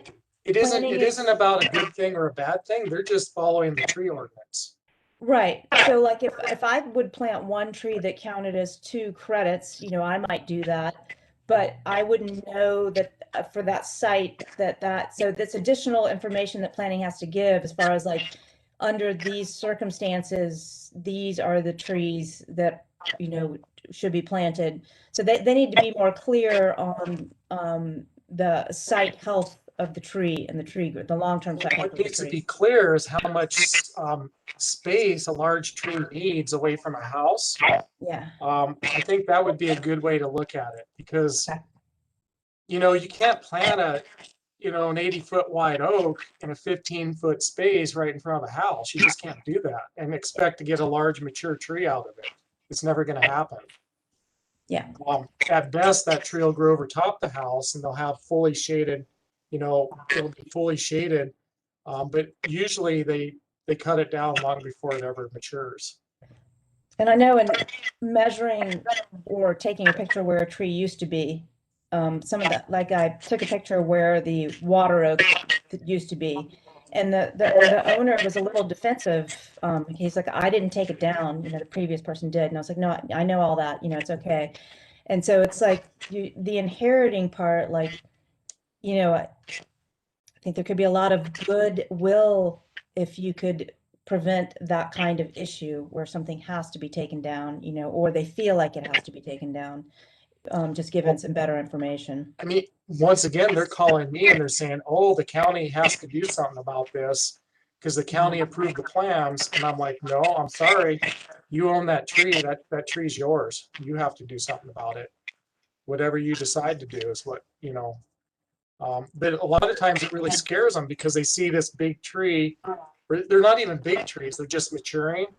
And they see the limbs blowing back and forth in the windstorm. And the perception of the danger is a lot greater than the actual danger, and they cut the tree down. Yeah, I see that a lot with older residents, you know. Plus, yeah, with older residents for sure. And plus, people like to have some grass, and so they don't like it when their lawns get shaded out. And those are all things that come into play. I like lawns less than I like the airport. What's the third thing, Rodney? You said Yeah, you saw sorry, three what's the third things. What's The third thing I can actually do something about, kind of, sort of, maybe. So I have a development going in. They want to plant street trees. It's a 6-foot wide median, and they want to put London plane trees in there. It's going to break out the sidewalk. It's going to crack out the curbs. It's going to be a disaster. I can't stop them from doing that if they want to. So the development, have you had a conversation saying, have you made any kind of recommendation where you're saying, like, as much as you I like, have a list of trees I would recommend they plant instead. and have you given that to them, or that they have? I'll make recommendations for species, but what they do or do not do, I have no authority to Right. to Yeah, say. yeah. And that is the kind of balance, like, between, like, the, you know, busting the sidewalk up versus, you know, having this tree. You know, there's definitely going to be some people that are going to plant it anyway, and some people will listen, though. So I don't know where this development will fall. It depends on, you know, what. And this is just an example. This is just ongoing. It's never ending. Yeah. And it seems like it'd be worthwhile to have some thoughtful conversations about it. I think that is good. And when you want to have thoughtful conversations about, like, I'm talking about, like, and we can talk about this more the next month, but, like, so in thinking about, you're saying talking to developers or talking to planning, or is it case by I case? really see this as a planning and tree ordinance issue. Okay, I agree. It kind of sounds like there's a lot of things that they need to really dial in and fine tune the information more, that they have this sort of general information and these general guidelines, and it's not enough. And Well, a lot of it's politics, because especially on the neighborhood development scale, you know, they're trying to maximize their profits. So they're trying to squeeze as many units in as absolutely possible. And almost always they're going into an undeveloped lot, you know, where it's all trees. So they're trying to make up that canopy cover, but you can only do so much. And we're bumping right against the limits of all that, basically. Yeah. Yes.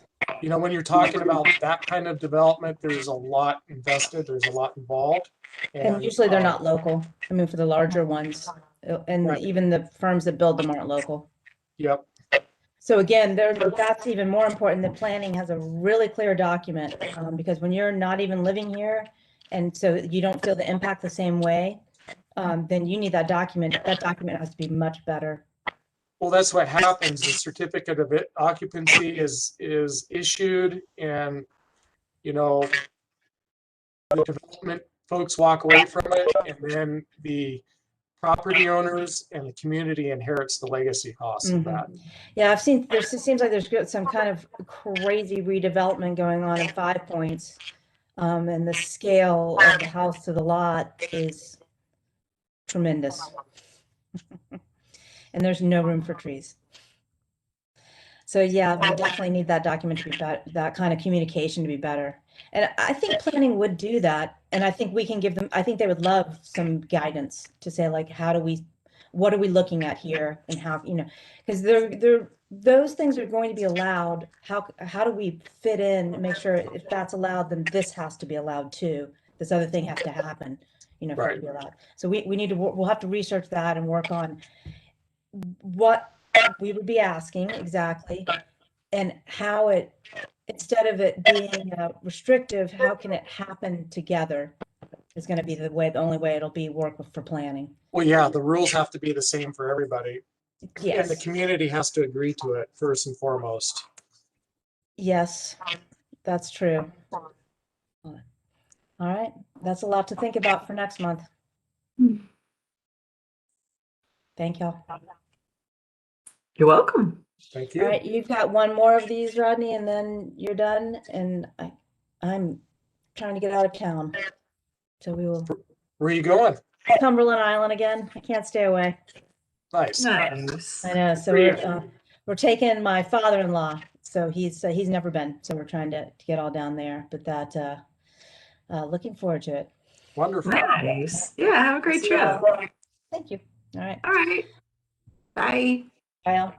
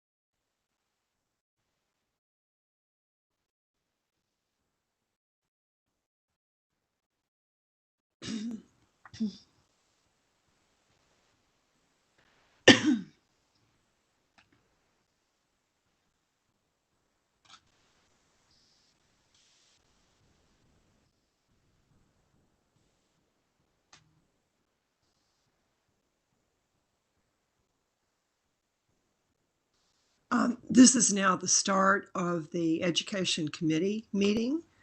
Right now, we have no other members in attendance. We will address who's on the committee and who's not.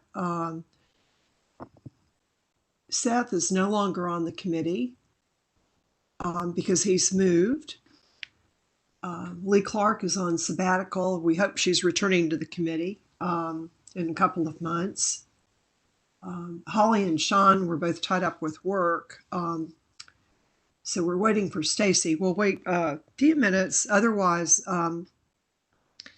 the agenda items will be sent out as minutes, and those will be available on the website.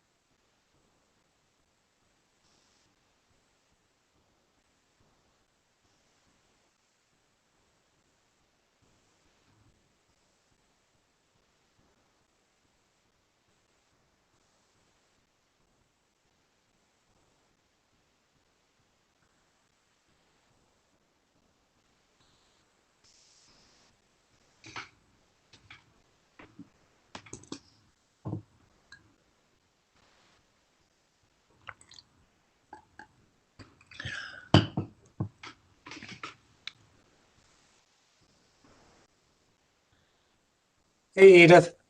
Oh, hey.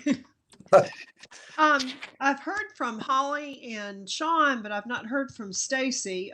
Seth, because he's moved, is no longer on the committee, Mhm. and Lee is on sabbatical. And we're hoping she'll rejoin us during the summer. So what I'm going to do, I had just addressed anyone following on YouTube, just to refer them to the government website for minutes. Mhm. And I'll send the minutes out early to the members because I did Okay. have a date for the fall event. I found out from Randy Smith that we will not be able to do it October 9th. Mhm. So it will remain as October 30th. Okay. See, I just saw you sitting on there by yourself, and I was like, oh, I bet she feels lonely. So I just popped in to say hi. Thank you so much for doing that. I thought I'd wait 10 minutes, which it's been, and just sign off. But anyway, Randy Smith has been hugely helpful at the Nature Center. Good. And I was going to propose a site visit, and I guess we could do that if we socially distance. Mhm. Yeah, absolutely. Yeah, would we be able to do it in lieu of our next WebEx meeting? Um, a site visit to where again? It would be Sandy Creek Nature Center. It's really just whoever goes to the site to look, it's up to them and what everyone's comfortable with. Okay. So the tree council is going to have a discussion next month. And the consensus of the executive committee is that pretty much everybody has to agree to it. We don't want to leave anyone out. Yeah. So they're going to talk about the possibility of meeting in person. But that's all that's been decided. Okay. Yeah. Randy had proposed a few things that I thought, well, it'd be better if we just kind of looked at it first. But Yeah. there's at this point any urgency. But if you're comfortable going out there and everybody else is comfortable with it, I don't see an issue with that. Okay. Well, I think what I'll do just at our next committee meeting is propose that and see what everyone says. Yeah. And you'll have a lot better idea because the tree council will have had a chance to talk about it by then. Yeah. Okay. Yeah. Good timing. Okay. Anyway, thanks for popping in, and I guess we can sign off. Yeah, I appreciate the hard work you're doing. It's clear you're putting in, a lot of time and effort and doing your best. And I just would like to encourage you to not give up. Just keep trying, keep plugging away at it. I realize a lot of our members are juggling a lot of balls between working full time and family obligations. And so I feel like at this point I have more time. I just don't have the experience or knowledge. Well, you're doing great. I don't, not everybody does, but that will come and you just got to jump in and do the best you can with it. And well, I make mistakes along the way. So hopefully, as it is, you're already becoming a seasoned tree council member. So yeah, everyone's been very helpful.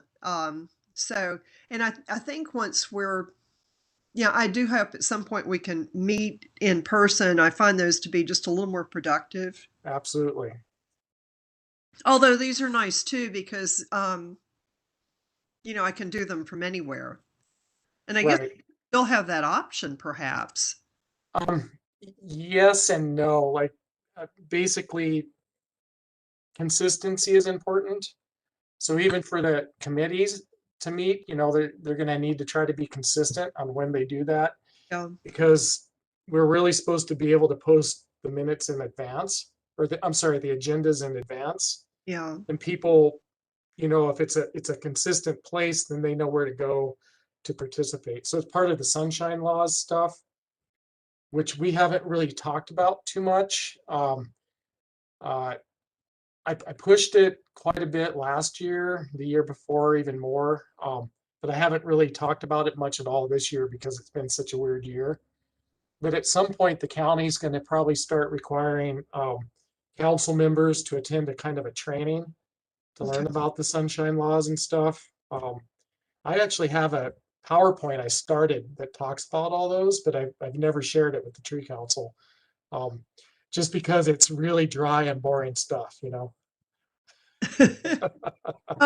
Related to that question, Holly had asked if she could do a PowerPoint in lieu of the video she had offered to do on Tree ID. Absolutely. And I remembered yours was a PowerPoint. It was really well done and very interesting. So, you know, I wanted to run that by other folks before I said, yeah, go ahead and go for it. Yeah, PowerPoint's great. I mean, that's pretty one of the easier formats online anyway. Yeah. I was wondering how she'd do the other anyway. So, right. Yeah. Okay. Well, thanks for the support, and we'll see you in 3 weeks. Okay. Thank you for what you're doing. Okay. Bye. Bye.